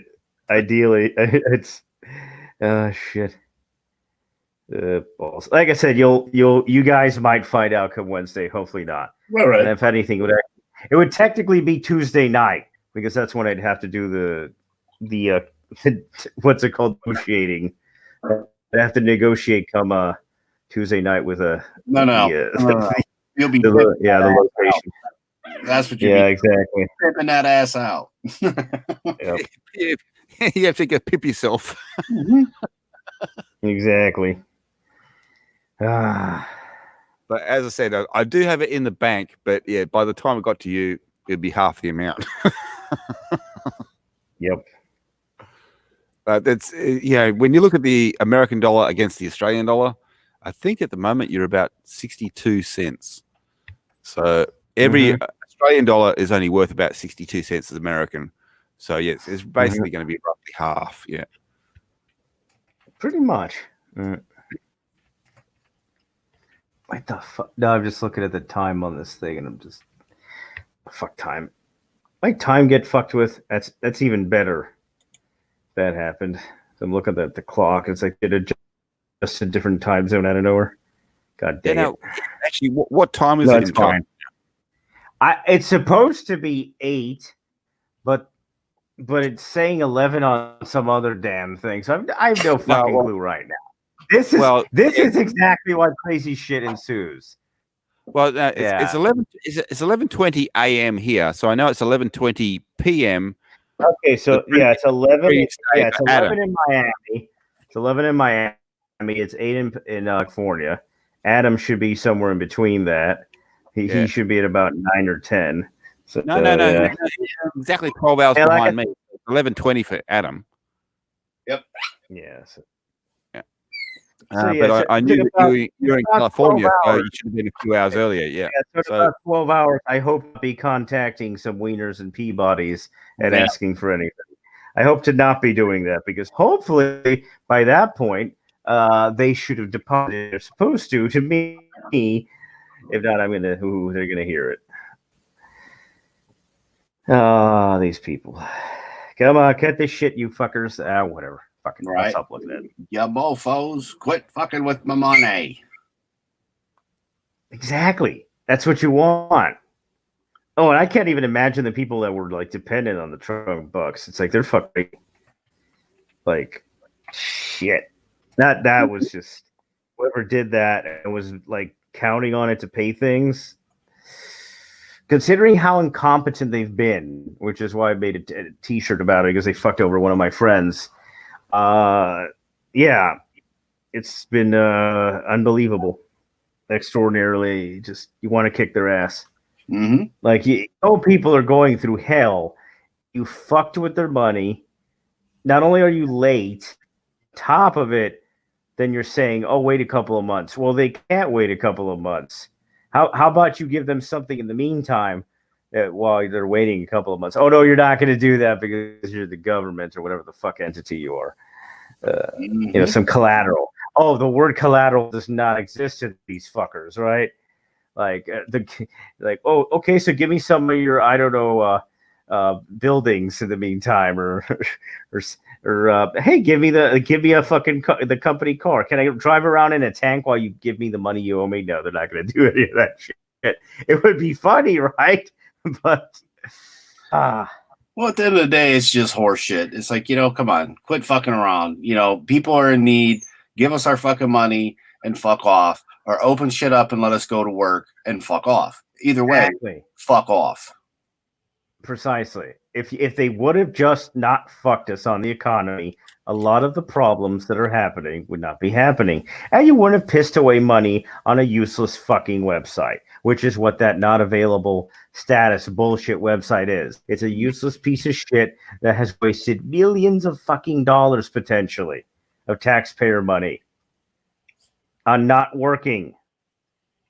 This is so 1980s fucking Cold War, it's not even funny because it would be the same shit then, right? Oh, good comrade, we send you a pay stub. We give you the money for the cheddar, and then they don't send you the cheddar. It's the fucking box. Mm-hmm. The box is empty. Like, oh, sorry, the cheddar is in another department or building. We will get that cheddar to you as soon as. That's all bullshit. With the government cheese fund back when, if you didn't get your government cheese, you were fucked. Right? No government cheese for you, and you're just like going, oh wow, I'm fucked the rest of the month if I don't have my government cheese.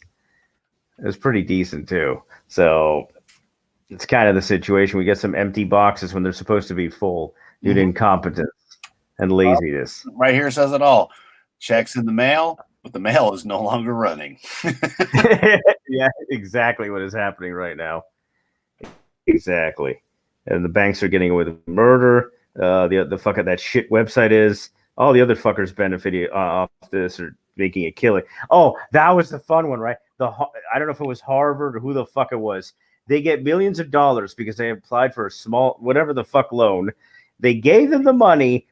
Then they say, "Oh no, what you did was wrong, Harvard or whoever the fuck it was. Give us back the money." And they're like saying, "Fuck you." So the money that was not intended for that kind of an institution is now being wasted by those bastards, and people who needed it got fucked because someone abused the system. Two local businesses here, restaurants, had to go out of business because they didn't get approved for the loan yet. Look at all the places that got loans before all this shit. Once again, I know that Farty had a different opinion on this, but Boeing and Chase Bank got bailed out. You know, it's just like, really, before the American people. And then what's going to happen when all of a sudden the banks are fucked and they go, okay, now we're shutting off your credit cards, and let alone when the EBT cards get shut off. Holy shit! Look out, motherfucker, because it's coming. If they were that, all hell would actually break loose. I mean, the bank's already doing stuff that's kind of illegitimate in my mind, and they're getting away with fucking murder, and it's bullshit. But it's the federal government's job to, enforce the fucking rules on these bastards and find them into hell. Like, the rules are there, use them. Stop letting them get away with murder over and over the fucking. If you don't regulate them, then they'll do whatever the fuck they want. And we could have a collapse like last time. Well, and that's the problem. We don't need right now. The government's ran by the banks. The banks, and they're in bed together. We all know this. Well, somewhat. They do let some of them fail if they're inefficient fucktards. Mm-hmm. So they're grievously inefficient fucktards. It's even better in Australia because a lot of the banks are actually facing lawsuits for doing fraudulent. That's what should be happening here in droves. Yeah, and they're facing lawsuits, but they're still asking the government to say, "Save us, save us." They're going to do that here too. They're going to do that here too real soon, actually. Even though they already got their stimulus, they're going to ask for more. And if not, they'll go down. Poor babies, even though there's a shit ton of them. So fuck them, because they're greedy idiots that don't operate like they should. Eventually, it's going to happen. They're going to get taken out. Yeah. If they keep wasting the money and they keep mismanaging everything, it will happen. And if not, the Teenage Mutant Ninja Turtles will just go back in time and fix everything, right? It's just going to happen. They'll turn little samurais. That's right. We got to have the turtle save us. Yeah, turtles will save us, hopefully. All goes well. And we have the king of the turtles with us. Yeah, I know. I saw it. The show back. That's always smart-assing the turtles in time thing. Dude, you need to. Considering I send you the picture I sent you, Frank, of the Wiener Dog Clan. See, it's collateral, right? There's your collateral. Enjoy. So yeah, that's what you do. You send some collateral, you get some emergency funds, and everything's happy hunky dory. You go on to live a happy life. All that fun shit. So fucking we over there, the little shell back. Maybe get some zinc in your life when you get the chance, man. You can have the fine hair like I don't know how the fuck I have.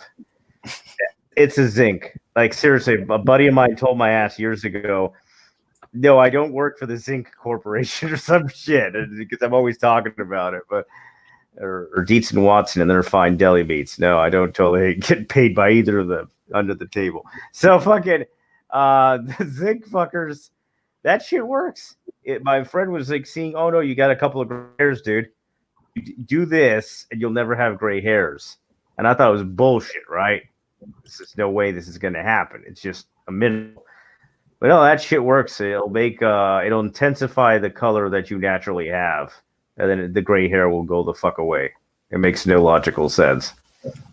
Humans or fucking robots, I swear. And obviously all the other health benefits. I have to use a shit ton of it. No, like I said, just you consistently use every day the suggested amount, which is like, I think 25 to 50. I try to use less or half of it, because it's a little strong for whatever. Yeah, I get a little pukey, right? Just a little bit sometimes when I take the zinc. So I wean it a little. And our mutual friend, Shellback, Tommy, wants to know how you're doing, buddy. Hey, Shellback. No, I'm surviving. Be accurate to its current times. You've got an upside down turtle. Yeah, well, he's Australian. He's sneaking in from, it's a ninja move, dude. Sneaking in, dropping in from the top. No, man, that's an Australian turtle. Yeah. Is that Leonardo? Yeah, I think it is. He's got the blue. Yeah. Well, what it is the reason he's upside down is it's the way they designed the towel. It's a towel. It was like an impulse buy from Walmart. You know, it was on the end of the aisle. Nice. I would hope it's nice. Oh, nice. You got all of them. That says, yeah, it was Leonardo. That's Raphael Corner, a little jerk that he is, and Michelangelo and Donatello. Can you believe the fucking video game of these assholes is not on the PlayStation 4? I was like, what the fuck? It's none of them. This is wrong. Hopefully it gets fixed in PlayStation 5. It's like I need to play some of this. Odds among and I don't want to have as a deal. Yeah. I don't want to download a simulator or ROM or some shit to play it. So it's like, fuck. Go back and play. What was that? The '90s game? Was that in the '90s? Yeah, all of them were '90s. The good one, time. 4-player. TM. Yeah, there was the 4-player arcade one that was fun as fuck. Yep. And then there was the RPG one that was boring as hell, but had some cheat codes. But it was boring as fuck was the problem, and looked like shit. So, I mean, it was a step above the damn ET game for all I knew. It is pretty painful. Not too bad, part, Tommy. So we've got a dog clan, a dog, turtles, and a vampire. Where else are you going to get that? Exactly. That not too many places have that diversity. The portfolio. So funny. He was vampire werewolf, so Yeah, I know. Well, we have the ultimate collection. That's how we do. It's a good fun collection. This guy right here, if you can't tell, he's doing an impression right now. He's pretending to be Joe Biden. Mm-hmm. Ready to sniff that hair. He's trying to sniff your hair, yeah. Oh no. No, you don't want that. That's a little dangerous. That's DJD's only weakness. Don't sniff his hair. Yeah. I can already tell that shit's going to be memed in the far future, so save it for that day. Fuck. That was a bad idea. Other people that have seen that little picture I sent your ass is Jesse, and I sent it to Creepy Little Book too. So it was like, yeah, enjoy, fucker. There you go, enjoy it. That's all you get for the doxing. Fuck that. Again, it's not the same situation as before. Like I said, my family is a little more secure now versus before, so I don't have to worry about it as much. So that allows me to chill a little more on certain things. Yeah. Whereas before, it was you're afraid of these psychopaths like Zoom or other people that you're like, why do you do this to people? I mean, they're innocent. To a point, doxing and then actively. Well, his case, allegedly, disclaimer, he may have filmed swatting a guy that he doxed, which was such a douchebag move. It's unbelievable.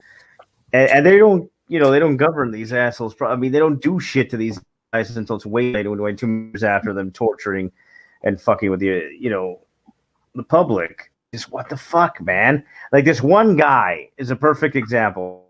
Over 180 times, I don't know if it's a combination, but he doxed and swatted 180 times people over a course of, I'm sure, several years. That was when they finally arrest this fuck. Unbelievable. Hopefully he's getting 2 years for every count of that, but so that his ass hopefully is in jail for about 10 to 20. Realistically, they'll give him 5. And that's why, that's why I'm careful. Because I know the assholes on the opposite side of the equation are not going to get penalized like they should. Unless someone sadly expires, which is what they want.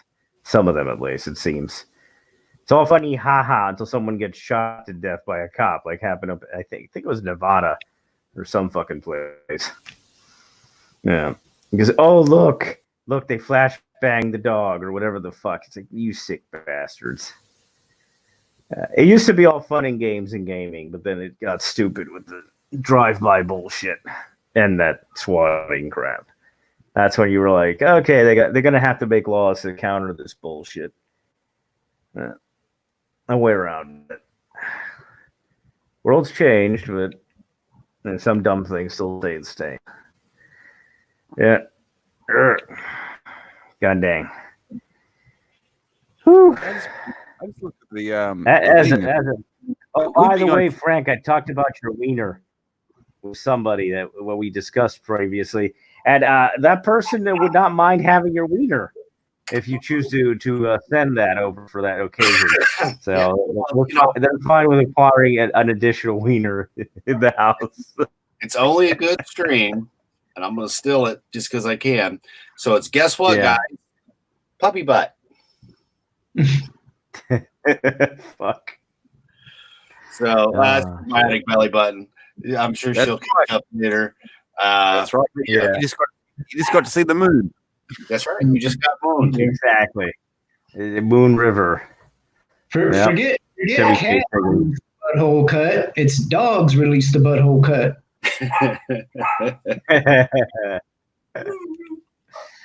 Shit. No, we'll wait and see. I'm sure that'll be a copyright because the stupid YouTube robot exactly claims or copyrights your ass because that butt obviously has been seen in a different fucking movie. Clearly, it's from that special wiener film. It's cool stuff, man. Yeah, nice. Oh boy! Look, Ma, no G string. Oh boy! Oh, that's its own batch of fun. The fucking the people who were, I don't know, not only fans, but they were working in strippers, etc. Fact that they're literally delivering Hooters now is hilarious. Mm-hmm. That or Pizza Hut or whatever the fuck. They have no other option. It's like either deliver food or whatever happens. So I'm sure they're giving an extra service for a low price of just a little bit of extra off the top, right? Just a really big tip. Here's your pizza and a lap dance. Exactly. If the waitresses aren't the delivery people, then what's the point? Exactly. I mean, okay, Hooter girl. You're expecting a tip because you go there to eat. Okay, well, you're going to go get the food. They're delivering it either way. Are they delivering the girl with it? Because they better be, because you still ain't getting no tip. So the waitresses ain't making no money. True. Yep. Not the amount they should be. So. Oh, the social distancing thing is just a complete fucking joke in certain circumstances. It's so poorly executed. It's hilarious. You mean as far as football goes?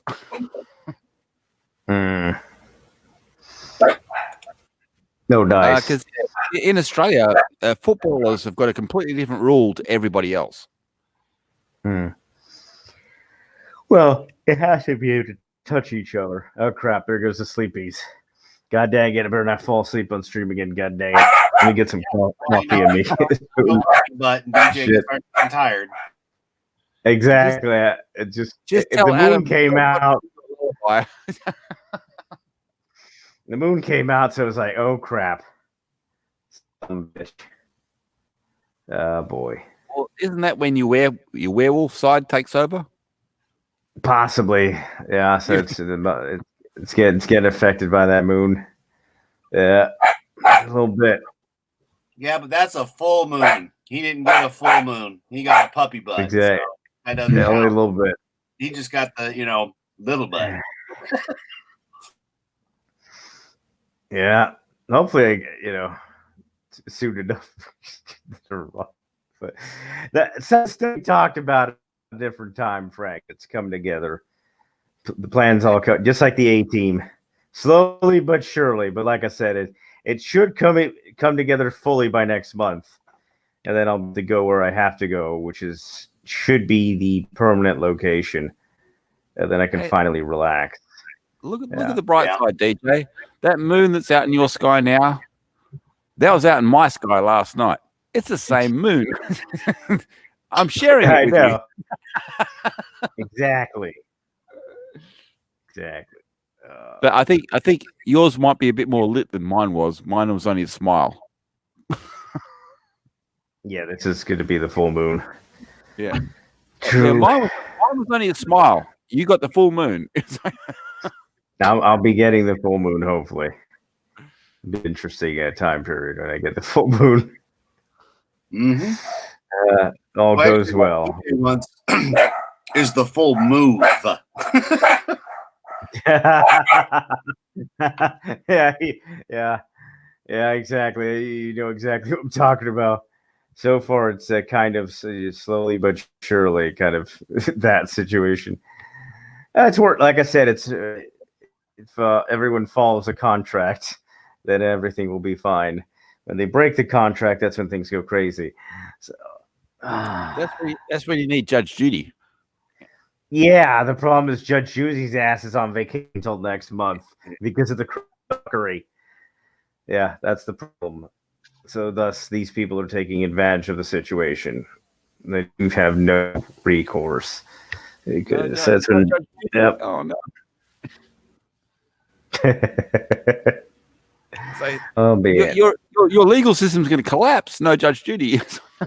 Oh, the legal system is collapsed. Literally. You know what the fuck lawyers and judges are doing right now? They're on fucking YouTube talking shit about Warhammer and other dumb shit. That's little. And then they're playing RPGs and Dungeons and Dragons and dressing up in gay ass outfits and pretending they're special. That's sadly not a joke. They're actually doing that, and then social distancing partying or whatever the fuck they're doing. It's just crazy. Right now, I'm gonna drink some caffeine. It's a Saturday, Sunday for them, except for it's 7 days a week.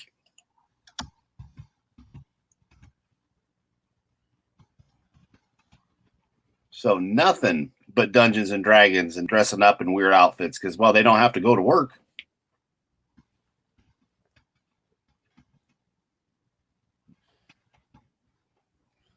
So, Mr. Shellback, what is new with you? I mean, I'm just trying to do the school thing. It's all online though, and I hate it. It sucks. Yeah, that would be something getting used to. I'd be used to books and, classrooms, and then, with everything being online, it doesn't sound like a lot of fun. No, I mean, in large part, I feel like I'm teaching myself, but plus, I mean, it's like you don't have the, you don't have fellow students sitting around you that you can bounce things off of. I mean, if you allowed to or whatever, and I mean, they do have like, little areas where we could talk to each other, I guess, but I mean, people are more apt to do that when you're in person, But what are you actually studying? What, like this quarter? Or like what degree am I going for? Yeah. What are you going for? Yeah. Well, it's chemical dependency counseling, or substance abuse counseling. Okay. Yep. And with something like that, you do need to talk to a lot of other people. Doing it by yourself would be very difficult because the fact is you need the communication skills. Mm-hmm. Well, supposedly, I mean, they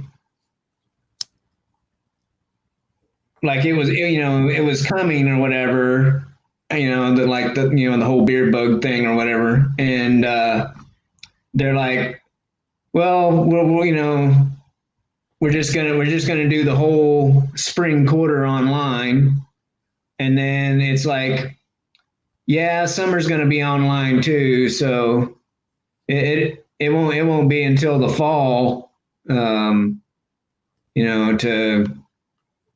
be back on campus in a classroom or whatever. Yeah. And like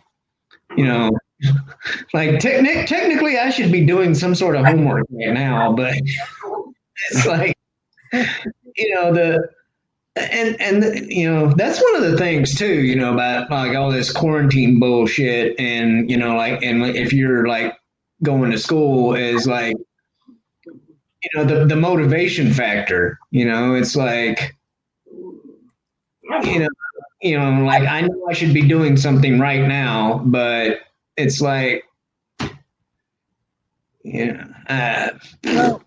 Well, technically, you are doing something right now because you're working on your communication skills. Yeah, right. Yeah. Technically, you are. So there you go. But you are doing homework right now. Yeah. We do know what you mean. I should be in class. I should be, because I mean, before that was the thing before. I mean, you were constantly, super busy with stuff and whatnot, and which we get. I mean, don't get me wrong, we still love you, brother. It's, you're still one of the original crew, but it's just like, when you decided to further your education, which we're all proud of you, man, and take that as you want. This is not meant as an insult. That was fucking awesome. And the idea behind it and everything, I'm with you 110% there. I think it's great. And then, you go from normal to then this, and where you're just like, I got to log on and okay, I'm doing this. And then, well, I don't feel like I did anything. I got a question. I think we need to start sending you Teenage Mutant Ninja Turtles, the figures to put around you so you can talk to them when you got questions and have conversations with them. Even maybe some that talk back to you. I've got one better, because when I was searching for the shit that I sent you, Adam, I came across a Teenage Mutant Ninja Turtle helicopter. Ah, nice. It was like, I think it was Donatello, and he had two helicopter blades coming out of his head. I think Shellbake needs that. I'm gonna go back and have a look for it. I have to show you what came with the towel. I'm pretty sure I can find it. I'm looking for the Teenage Mutant Ninja Turtle. Well, you already know what he's going to get from me eventually. He just doesn't know it yet. Nice. It's a scrubby. No, he doesn't have. No, he's faulty. He doesn't have any propellers. It's a scrubby. Very nice. Of course, this guy will never ever be used in that capacity. Right. He's gonna stay fresh and clean. clean. And he does the same thing I do my Star Wars stuff. It goes into storage. it gets protected.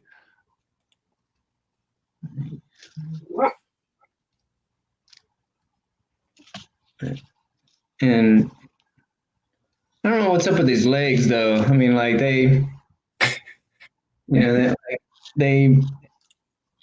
it's. He needs those Forrest Gump braces. They're like, no, he's got to be like looking like he's trying to walk or something instead.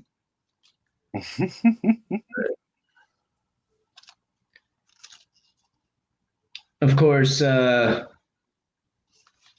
is it?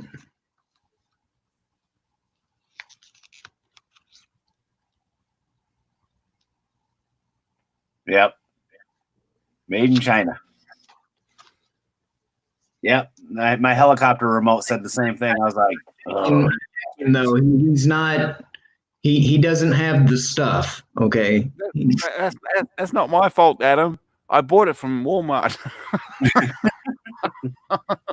Well, I mean, didn't say anything about made in China. We all know that almost everything's been made in China for a long time, so it's okay. Yeah. Well, what's funny is like I bought it like not too long after, the beer bugs started becoming a thing, and so like I saw it, and and I'm like, oh shit, like impulse buy. So I grab it, bring it home, and then I'm like looking at the tag, and I'm like, yeah, that figures. But but you're right though. I mean, it's like, yeah. Oh, where's it made? Yeah, okay. Well, I mean, think about it. It's made in China, made in Taiwan, made in Pakistan. Sometimes maybe Germany, but not very often. I mean, you'd get some weird shit here and there, whatever. But those are the primary places, and it's we were talking about this earlier with us all being in the same age range here, with the exception of the 9,000-year-old vampire werewolf. Not Puerto Rican enough, definitely too Mexican-y fucking DJD over here. We can remember, it's like, all right, I remember when stuff was made in the US, and then all of a sudden there was that surge of, we're going to ship everything out because it's going to be done cheaper. And then you think that, business wise, and being younger at the time, it's like, oh, people might get paid more, but no, it was the top brass getting paid. It's like, okay, well, now, my bonuses just got more because we've got more money, instead of things going back into the company, or, and it's gone that route for so long. This isn't anything new. It's like, we've known this is what's been going on. And that's been one of the problems here in America, is we don't make shit. We consume, 70% of what's spent here is on shit that people don't need. And when this happened, like, I haven't talked to you in a while, my friend, but what I did get my Trump bucks. First thing I did was I went to the butcher shop, and I basically bought a cow. But yeah, we bought pork and chicken and all that shit. And I mean, as it stands right now, I don't have to go to the store for over a year. Now, keep in mind, I used to do this shit all the time, not into this amount of quantity, but come springtime, the meat prices start going up. So I've always bought my summer meat right before spring. And in the fall, they usually go down again. So I'd buy again. But when down to about $100 a month for what I spent, but we're talking 96 chicken breast. We probably over 500 pounds within, beef, meat, cheese, pork, and then went to jokingly Amish land, but, went to Shipshawana and picked up a bunch of other stuff, such as, flowers and all the other stuff that we're going to need. Outside of the fact that I don't have a cow, I do have powdered milk, but like the main things I have to pick up from the store would just be the very small things of, if and when I run out of bread, butter, milk, that's it. I've got everything else. I mean, I've got a huge pantry stocked, and it's always been that way. And we can our food as well. Get fresh vegetables, and the wife puts them in mason jars, or we use the bagger and suck the air out of it, freeze that shit, and homemade pickled eggs and all that shit. So like, I'm old school at 44, but I know how to process things here. These 20-year-olds don't know how to do that. Fuck, if McDonald's closed down, they don't know how to fucking make a sandwich. That's the good thing about China being a dick to Australia, because now the cost of our meat is going to go down. They don't want our beef. It's okay. We like our beef, and we'll have to pay less for it. So, well, it's what I've noticed is, okay, people were selling pigs for $100, a whole pig, $100, but you got to take it to get butchered. And prior, we have bought cows directly from the people that we know that raise them. But what the issue is, there's not enough butchers. And granted, this is Indiana, but it's such a dying art that there aren't enough there for the quantities. So all these factories now are saying, we need you to process our stuff. So the individuals are getting pushed behind the line. And like I said, there was a lady that was selling, live hogs for $100 because they're like, oh, all you have to do is get them slaughtered. Well, that was the problem. Unless you're going to get out a book and actually learn how to do it, or somebody that truly knows how to do that stuff. No, it's easy. You buy the pig, you take it to the airport, you find a small airplane, and when the propeller's turning around, you walk the pig past the propeller. There you go. You got a butchered pig. Mm-hmm. But it was the same thing with the well service when we had a well dug. there's only a handful of companies in the area that still dig wells. There's only a handful of companies that do all these things that used to be done all the time, but people have shied away from it. Same with just industry overall. We've got how many empty buildings everywhere in every state, yet they're putting up these cutter ones, that are all look the same. And now you've got this shopping plaza and all this shit. Meanwhile, here's all these buildings that could be turned into other things that just sit there and rot away. And like we were talking earlier, Peabody, it's just we went from a generation that fixed things to a throwaway generation because they make it so you can't fix it. Oh, it breaks, throw it out. Go get you a new one. Mhm. Yeah. And if you try and get replacement parts, they're unavailable. Mm-hmm. Whereas before you could buy parts. Now it's like they say, no, sorry, unavailable. A Whirlpool dryer that's made in the U.S., of course, the parts are coming from China or, because it's just a heater sensor that went out. That's what was wrong with the dryer. But I can't even order the parts right now because they don't have them. So, yeah, exactly. It's like, all right. Yeah, but I did having two dead dryers that don't work. I did tell you you can bypass that heater sensor, but you have to keep a very close eye on it. Yeah. If you use it. Yeah. Well, and like I said, that's the thing, though. I mean, I've got a brand new dryer. It's not an issue, but I've got two of them now that I got to work on with the same issues. But now the problem is getting the parts and, keeping shit safe. Because, if it weren't for the damn bell going off, I'd forget the shit was down there half the time. So it's like, oh, yeah, that's rough. Dryer. But oh, shit. They don't fuck around with that. So, Mr. Shawhan. Yep. I don't know when or whatever the last time you actually physically saw me on camera, but I was probably in a slightly different looking place. Yeah, Yes. Yeah. We were talking about that, and we've thought, because I still follow you and stuff, and we've been in chat and whatnot, but yeah, we haven't Discorded in quite a while, my friend, and yeah, nobody's fault. Like life does get in the way, and then insanity on top of it. But yeah, mm-hmm. I kind of noticed you were in a new place, and we were actually talking. Funny enough, hopefully your ears were ringing because Tommy was talking about you, and of course we were, because we all known each other for a couple of years now, just between couple of years ago, yeah. So yeah, it's like, all right, cool. So yeah, obviously it's looking pretty good. We just got to get you some turtle stuff. Exactly. Turtle stuff. Just gotta fill his stuff with. Yeah. We'll work on that.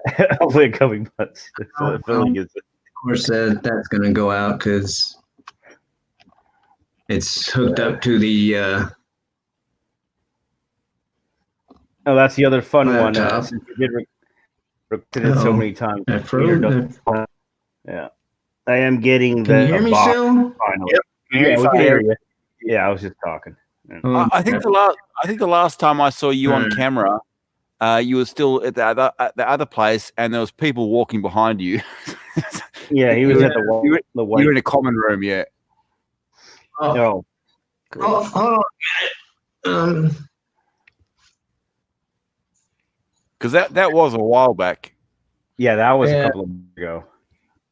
Well, in the whoever built these damn apartments, in their infinite wisdom, the living room has no freaking Internet. like the only overhead light Yeah. is in the entryway. But I mean, Yep. So that they got tile right here, so I can walk in and leave my icky shoes but I mean, I do have some stuff that I can put up, but I don't really have any shelves or anything. Right. So the trick to fixing that is cheap as furniture, that little tables, and you put a lamp on it, and that'll help you out with the lighting situation. I did this because I've had to do the same damn thing. Yeah. I've got things like that I can put on my desk and stuff. Oh, which speaking of which, desk, little table, and then you put little fucking lights on, lamps on them, and that'll your situation with that. So there's the rest of my setup. I got nice. Bought that desk. I bought the desk and the chair. The TV was free from the place that I was at. That's like a old, hotel motel room TV. Yep. Sounds about right. But my kitchen with all my dirty dishes and very nice. My got my support our troops and my Captain America magnet and stuff. Good stuff. Got the one. It's a 1-bedroom, and that's kind of all you need at certain points in life. There's my my $10 fishy shower curtain that I had to buy. Yep. Yep. I was actually looking. That's what you need. You need fishes.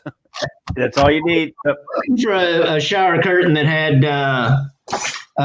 Well, I was looking for Ninja Turtles actually. No, you weren't. You were looking for the Playboy curtain, weren't you? Yeah, they do have shower curtains, but not at Walmart apparently. Because that's where I got that one. Mm-hmm. But anyway, yeah, I got and I have a queen-sized air mattress that I sleep on. When one of these years I'll get an actual bed, but when I suggest you save up for the cheap sale crap they have at Amazon once in a while. It's like $100-something or mattress, so that shit'll last you like at least 5 to 10 fucking years. The thing's a brick. It's a brick in a good way, right? Like it's really durable. Those foam fuckers. Yeah. No. He needs a koala mattress. Yeah. Those are too dangerous. There actually is a thing called a koala mattress. Koala will murder you in your sleep, and let alone that. They're especially vicious orders. No. It's actually a mattress that they built in Australia, but it's called a koala mattress. The drop bear will rip your fucking head out of your throat. It's not made of koalas. It's called a koala. I'm trolling you with the drop bear shit because of that one fucking joke. that the zookeeper did a stupid reporter, and she like just terrified the koala. And he's going, see, this isn't a koala, this is a drop. This thing will fuck you up and rip your head off. And she believes it. It's amazing. Oh no, I know. Acting. I know what you're talking about because she was a British reporter, and they had her dress up in all this protective gear. Is that what you're talking about? Yeah. That's what I'm talking about exactly. It's fucking hilarious. Her reactions were. A guy walks in. He's wearing no protective gear. He's holding the koala, and he hands her the koala, and she's sitting there holding the koala as far away from herself as she possibly could.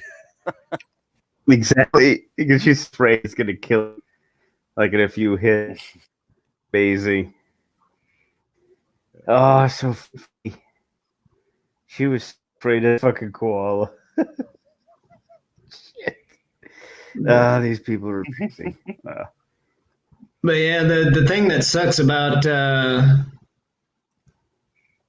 even though I got a nice place, it's like there's nobody here but me. So it's like you get used to having a whole bunch of people around.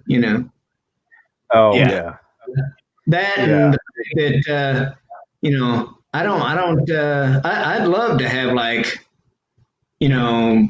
grow my own vegetables and all that stuff, but when you apartment living, you can't really do that. Although you can get pots and stuff, which I probably will eventually, because I got it's not that big, but I do have a small balcony where I could, have like say like a tomato plant or two, or this, that, or the other thing. I saw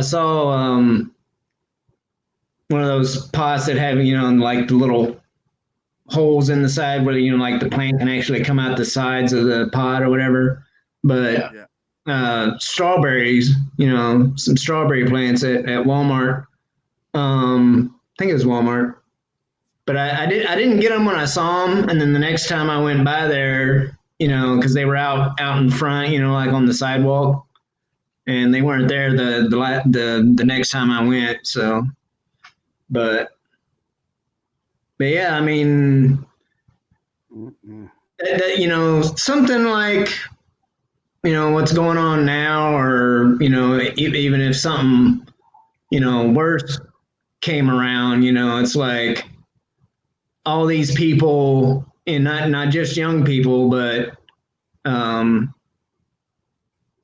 people that don't know how to feed themselves unless it's something they can go to and get at the grocery store. It's like I'm glad I grew up in rural southeast Missouri, and I learned how to do things like fish and shoot things that could feed me and whatnot.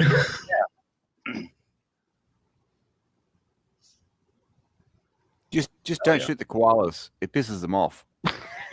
Right. Yep. It's accurate.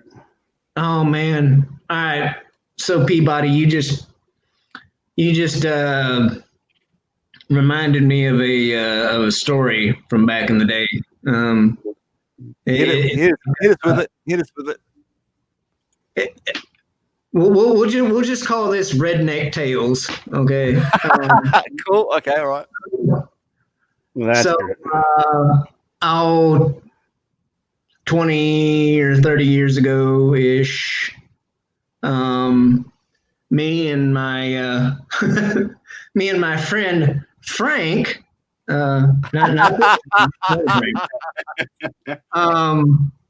anyway, me and Frankie were cruising, out in the sticks in his little S10 Blazer, and we come across this giant, I mean, like the body, just his body of this raccoon was like this big, right?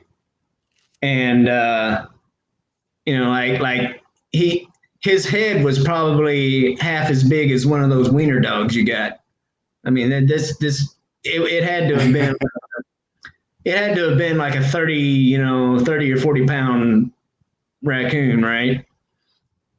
And Frankie was gonna, I don't know, kill it and take it home and stuff it. I don't know, but anyway, but the only thing, the only weapon or whatever that he had in the Blazer at the time was a freaking hatchet, right?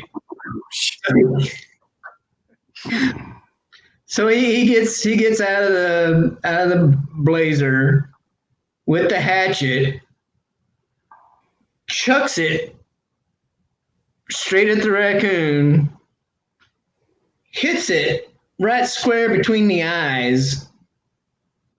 But the thing is, I think it hit with like the flat part, whatever.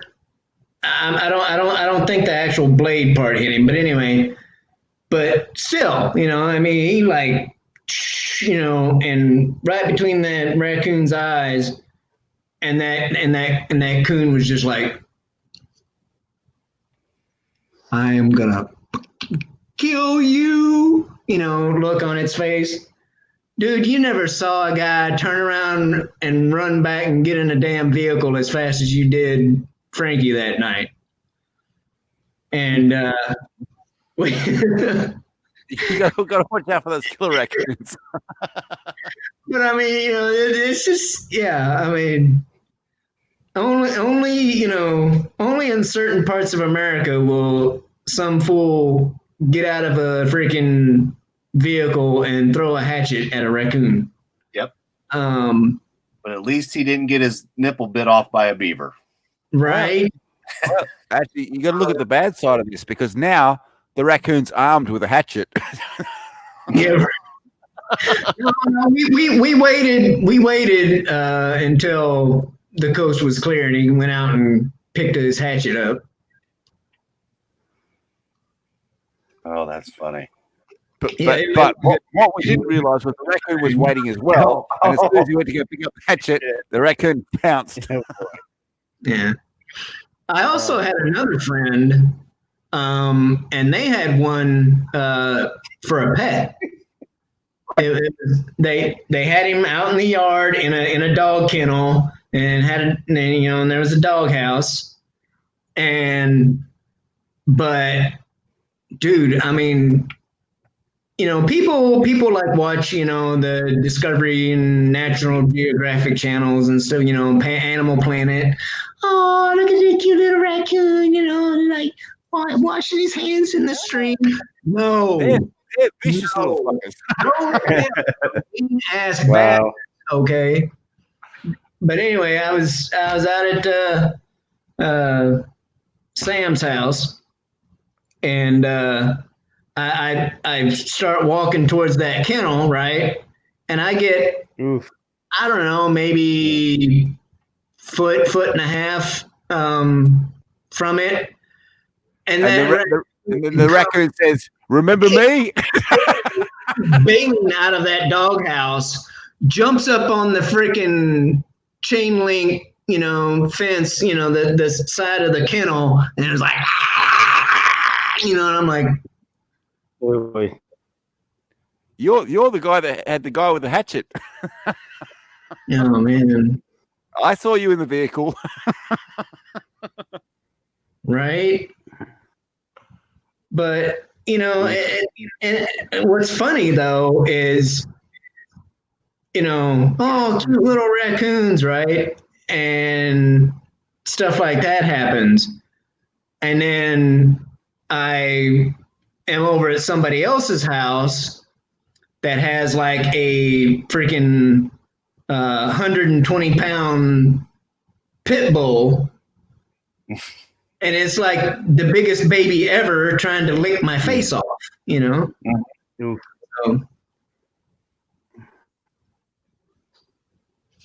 but yet you were almost ate by a pet raccoon. That's fucking funny. I like it. No, I'm telling you that it was the same raccoon. It's like I got hit in the head with a fucking hatchet. I remember you. Yeah. No, this was the one that tried to eat my face off was only about probably half the size of the one that got the hatchet thrown at it. Right. How do you know it's not his baby and he remembers you? It's inbred in their genes. But they remember you, my friend. It's like magpies. They don't forget. It's like, you hit my daddy with a hammer with a hatchet. It wasn't me, man. But you were in the car, man. I saw you. You were in the car. Yeah. It's like what's that damn movie with had Martin Lawrence and Tim Robbins, and like when they met when Martin Lawrence was trying to carjack him, and he had just gotten fired and his wife left him and all this stuff, and can't think of the name of the movie, but they end up back at Martin Lawrence's house and his mom is there, and she starts bitching at him, and then she slaps him, and then she slaps Tim Robbins too, because he's like, and that's for being with him. Yeah. Just like because you're there. And like I didn't do it. No, but you were with him. Mm-hmm. No, but you were with him.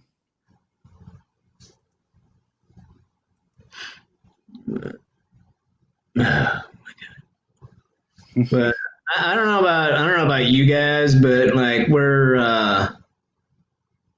up here in the Great Northwest. They're like in the beginning phases of opening everything back up.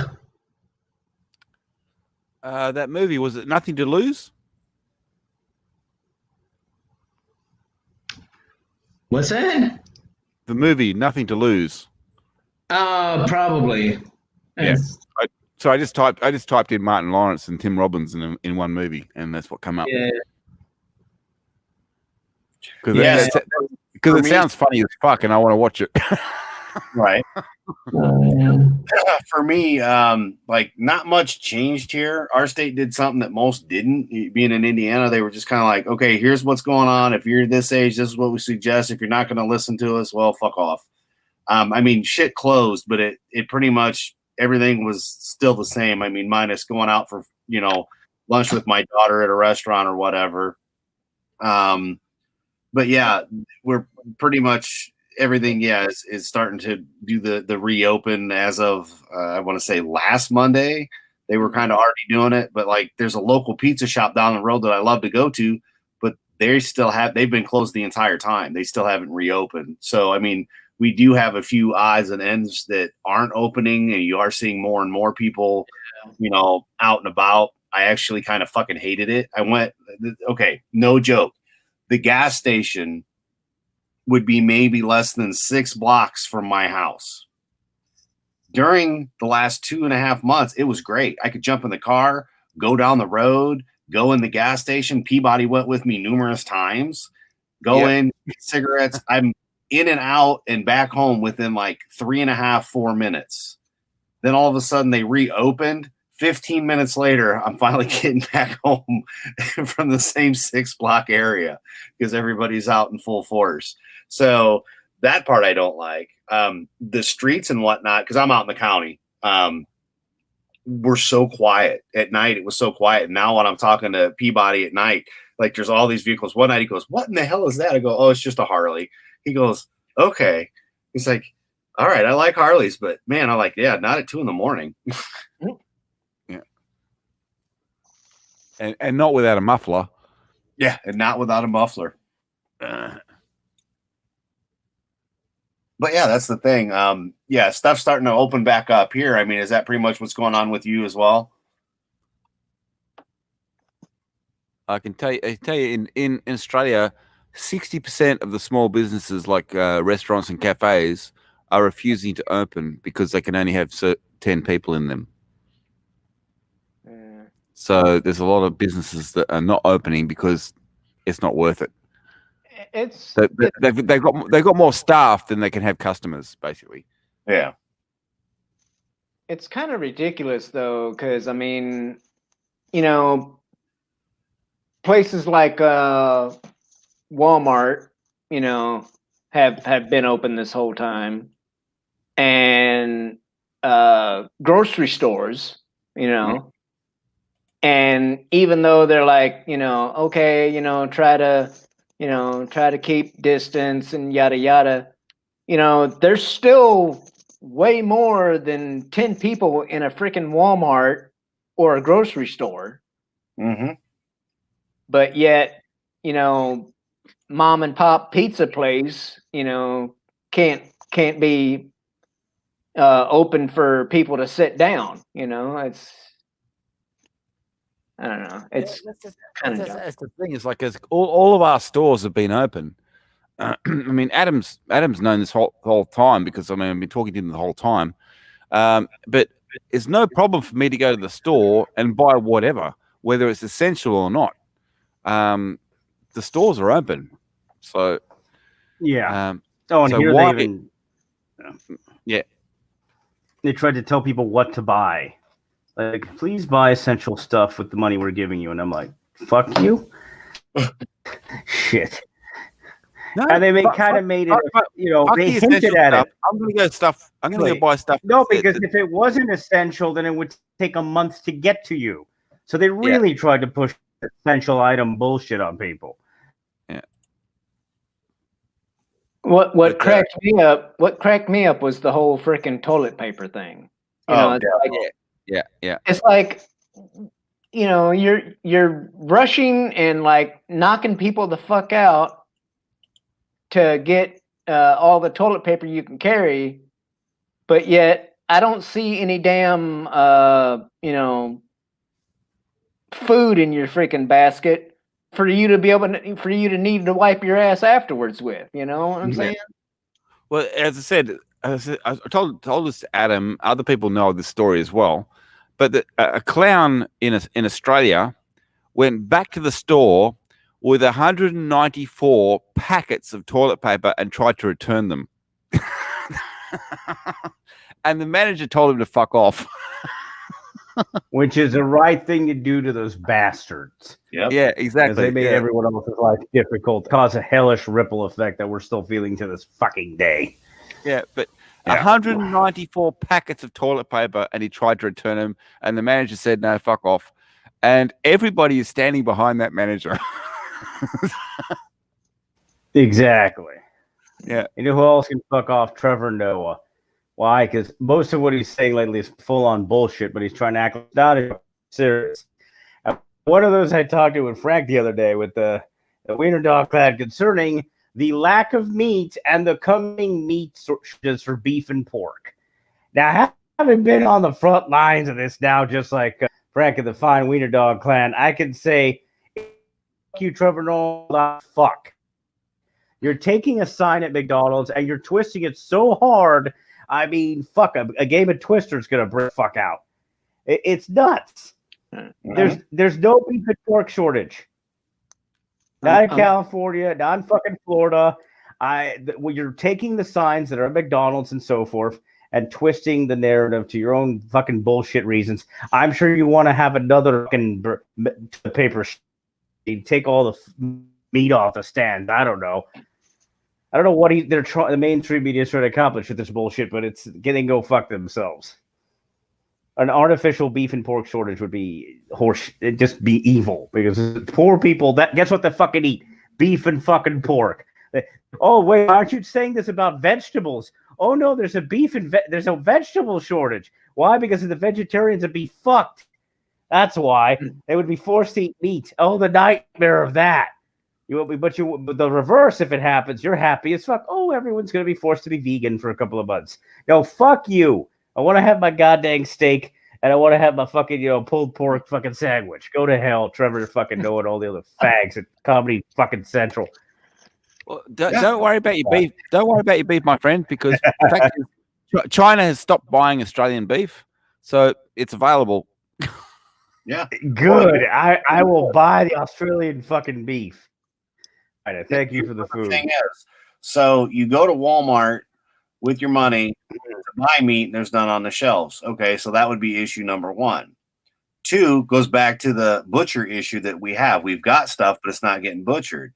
But 3, then if there's a shortage, Adam, you got to tell them. You got to tell them that you bought your meat, and tell them what the price went up after a couple of days. Yeah, I will. But because I was getting to that. The issue is then what happens when the shitty hamburger that used to be, back in the day was the cheap meat for the poor people is now $20 a pound for a fucking hamburger because there's none there. You can't buy what ain't there. And then the reverse side of that is they love to jack up the prices. So when we bought everything that we bought, it was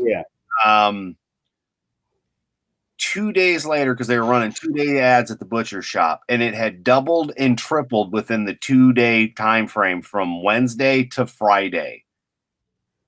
So we were paying basically $2.99 a pound for hamburger, and it had doubled or tripled. And we were buying it by 10 pounds. So, so it was basically $30 for 10 pounds. But literally 2 days later, it had gone up. 3 days, literally 2 and 3 times a month. Roast went up. And when we went to Shipshewana, I think that was last week we went to Shipshewana, and the prices up there were even higher. And they were wiped out. This is a place. This is the Amish. Usually, they've got lots of product there ready to go, and there were more people. It might be a regional issue. I think of buying. So it's not necessarily that there's a shortage, but think about it: supply and demand. If we make you think there's a shortage and we don't put the shit on the shelves, people are going to freak out and buy, and then exactly. We all know. Yeah, we'll have a repeat what happened with the toilet paper, an artificial shortage that's not real, and then people panic buy. Panic buying has been a massive problem with the situation that we currently are dealing with. It's truly been criminal, and it's fueled. It seems like by certain people, it's not everybody, because I don't see everyone doing this hysterical horseshit, but it's enough people that cause, again, a ripple effect, and then people freak out. And then the next thing you're seeing is, you can't get meat a butcher or at the fucking local deli, and you're like, oh, hell, here we go the fuck again. I can't get my damn wiener. Well, now I want my wiener, goddamn it. That's right. Now the price of toilet paper is like you can buy like 6 or 8 rolls, and it costs you the same that shit away now. as what. But before it costs the same for 6 or 8 rolls as it cost for 24 rolls before. Yep. Yeah, I got toilet paper, giant rolls that should last the rest fucking year for the individuals that needed the help. So they're good to go. They just gotta take their toilet paper and chop it up like bread. You just gotta do some sliced toilet paper; they'll be just fine. So there was no other option because that's what currently they're trying to give our asses. Yeah, they're just working through inventory and locking everything else to work through everything they've been trying to sell for years, but on fucking now. It's what it's starting to feel like. Like, let's take advantage of everyone we can. Well, okay, DJ, you left Florida and now you're in Cali. Now, here's the funny thing. Yeah. When you look at what's going on, because, we're not a political channel, we don't really get into politics, but I know. I know. How is it the red states are open and the blue ones aren't? Because it's bullshit. That's why. Exactly. I can't believe this shit still. I mean, like, this, I'm still having to put the fucking mask off. I get a fucking fine and whatever the fuck else they're going to do to me. So I just keep the mask on, even though it's fake. Bullshit. Because I want to risk a fine or a talking to. Hang on. You get fined for not wearing a mask. In California. Yeah. In California, currently still, if you do not have a mask on at all times, you will be fined. On top of Heather Bell that was in here earlier, she's in Cali, and she had a piece of paper that claimed she could be out to go to work. So even for her to go to work, she had to have a specific piece of paper. So if pulled over, she could hand them that piece of paper, proving that she was allowed to go to work, for fuck's sake. Yeah. Like me, I got the phone number of a local lawyer in case of anything, plus Rekieta Law in case of anything. So they can, vouch for me that I'm a gaming journalist because it's considered essential personnel. If not, when I go out even for a second, the potential always exists for some asshole to be like, papers? Do you have the proper papers? Oh, you don't have the proper papers. Here's a fine. Do it again, we stick you in jail. That's kind of how the situation is. That's how it was in Florida. Oh, Hitler. Yeah. It's so fucked up. It's just not right. This is not what I expected from America. First off, why would you make that move? Oh, I did it to help out people because I'm a dumb fuck. People needed help. I was going to go help them. Who moves? Risking my life. Yeah. Who moves to California? Honestly, who moves? Exactly. It's like moving to hell. Well, vampire might. It's got some benefits. So got a lot of free food, just lying all over the place. The benefits are pretty good. The only halfway decent place, and I say halfway decent because things tend to happen for vampires. In California is Santa Clarita, or Santa Carla. I'm sorry. Yeah, Santa Carla. Yeah, I So- got a friend in that area. I got a friend in that area. If I need a coffin, I'll hang out with him. That's not till after the year because he's gonna have apparently be busy during that time period. To this day, He got unfortunately couldn't out. Yeah. To this day, I still want to go. Like, I'm not super crazy about SoCal. Like I've been to I've been to both both ends of the state, and I like I like NorCal better, but North better. Like although still to this day I'd love to go to whatever town that was that they used for Santa Carla in the Lost Boys. Oh, then that's thinking around Long Beach and shit. Because that's the only thing that looks kind of like Coney Island, or it's got a trigger. So I think it's about where Snoop Doggy Dogg or the Funky Bunch or whatever the fuck hang out. They fucking blended a few there, but yeah, the Snoop hangs out in Long Beach, and I think that's southwest of LA County, so about that area. It's got like a pier and shit, and caters to other wacky entertainment stuff. I think that's the area.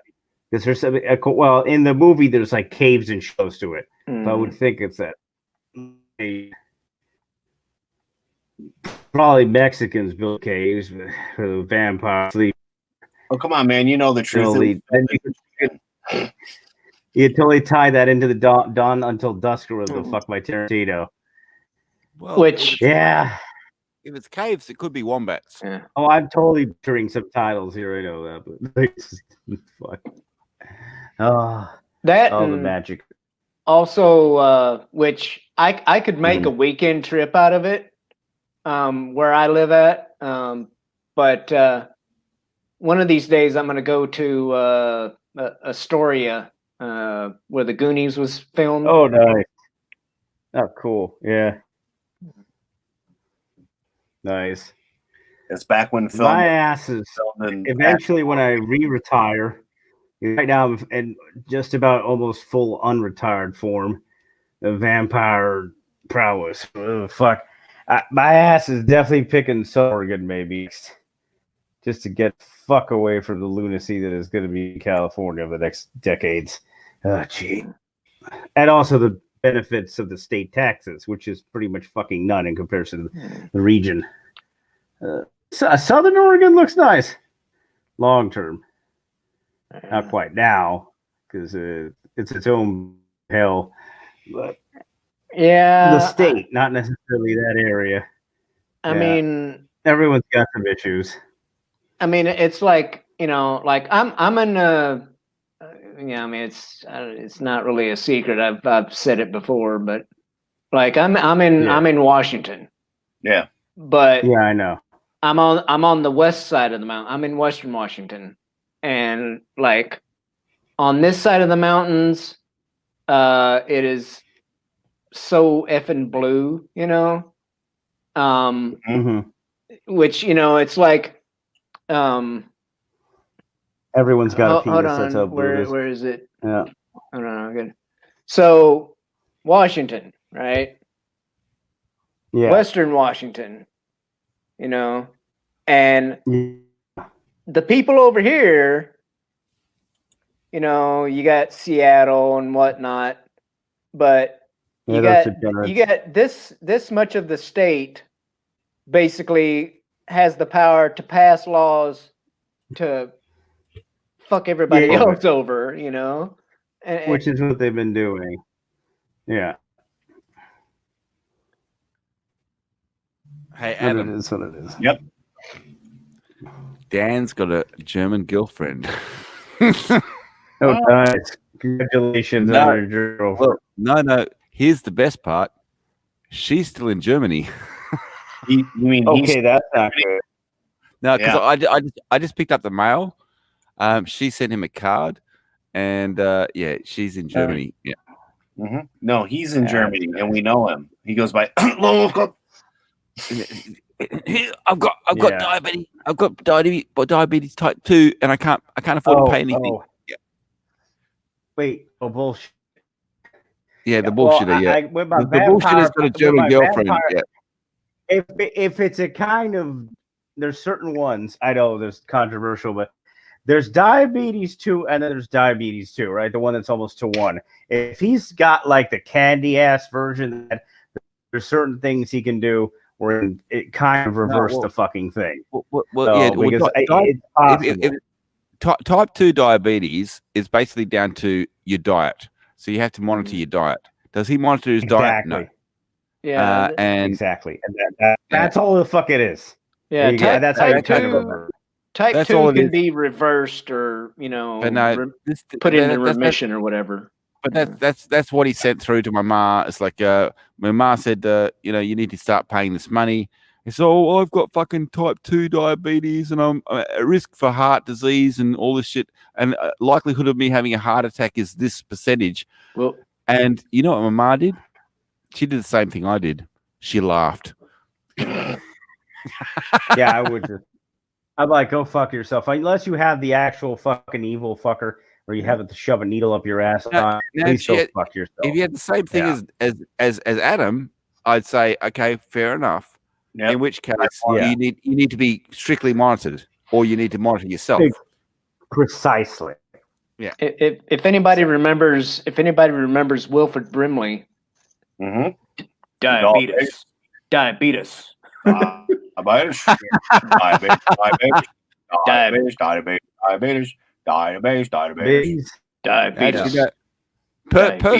he lived long as fuck. Personally, I'm just admiring the turtle with the lightsaber. And man, I mean, outlived a lot of the damn thing. That's all I'm saying. I think he's still alive, dude. Yeah, he might be. Now I think I forgot. He's a long time. I guess Corona didn't kill his ass either. This is all bullshit. He's like a vampire with a mustache. Well, yeah, he does look exactly the same.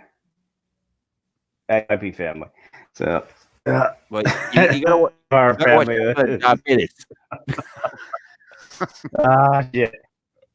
But yeah, if you got like the not so bad one or the pre-diabetic shit, you can't fucking fix. Just watch your damn diet. Stop. Be very careful. Here's the thing: most people don't realize. Honey is dangerous to an extent. So be very careful with any shit that has honey in it, because you won't realize it. All of a sudden, you'll bite you in the ass, and you'll be like, "Oh fuck!" So again, that almost happened to me a couple of years ago because I was eating too many honeys. So, pun. Someone's gonna get shot for that one. I was eating too many honeys, and you almost got the pre-diabetes. That's all right. There's nothing wrong with eating honeys. Eat too many honeys. You just gotta control yourself. Just try to slow it. Yeah, keep it down to 1 or 2 a day. 2 days, too many honeys for eating. Mr. Brimley is 85 years old. Oh, good. Yeah, he'll probably outlast all the fucking pussies that are dying of this shit right now. I could have sworn that he was older than Clint Eastwood, but apparently not. Yeah, me too. I thought he was a lot older than Eastwood. Jeez, I thought he was like in his 90s. Damn. Clint is what? Clint is like 89 or I don't know. Is he 90 yet? Hold on. Let me ask the Google box. And obviously, clearly, I didn't die of the fucking bee bullshit, whatever the fuck it is, since I've overkilled the quarantine by so many fucking days several times. It probably got the damn thing and developed some kind of immunity. You're a vampire, man. You're immortal. Exactly. Exactly. That helps too. Yeah, Clint is 89. Actually, he's going to be Clint Eastwood is going to be 90 years old at the end of the month. Nice. 90 MFing years old. 90 years old, and he's still a badass motherfucker. I don't care if he's 90 or not. I'm still not going to give him a blowjob. Yeah. Yeah, that's not free. Oh, this hooker is on tonight. That's optional. Oh boy, that's funny. Shit. The hell is it? Oh. Stuff. The fuck is that? Oh, Swamp Thing. Cool. It's diabetes. Stop. That, Definitely. you got to watch out for that diabetes. Diabetes. You know what was even worse, guys, is since we're all of age, back when L. Ron Hubbard had his book Dianetics, and everybody thought diabetes Yeah. was Dianetics. You know what else is funny? I want to tell what's it called? Google to go fuck yourself. Stop listening to us, you some bitch. No, it's something I mentioned earlier the day that I go to look for something else, and it's the top search. I'm like, God dang, I thought I turned that shit up. No, I said, no, fuck no. Because I know I haven't typed it in on this account.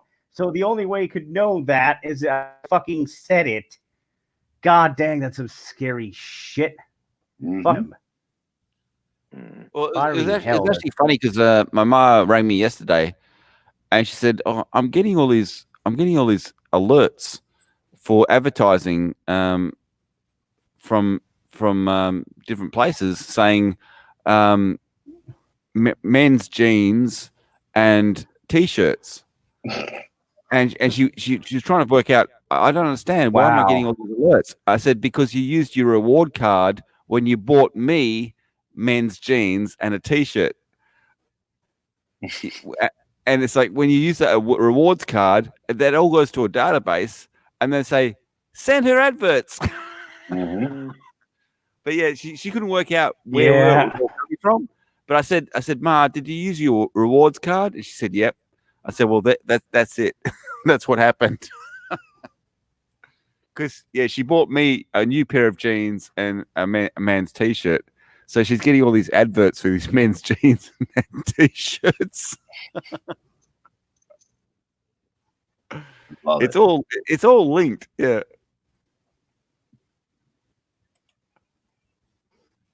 But don't worry, it doesn't talk. No, I found the evil bastard. Cool. Mm-hmm. Just like an Australian phone app. No. Don't worry. It won't talk to other things. We won't know everything about you.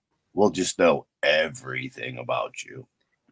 No, I was watching a show the other day, and it was one of those crime things. It's like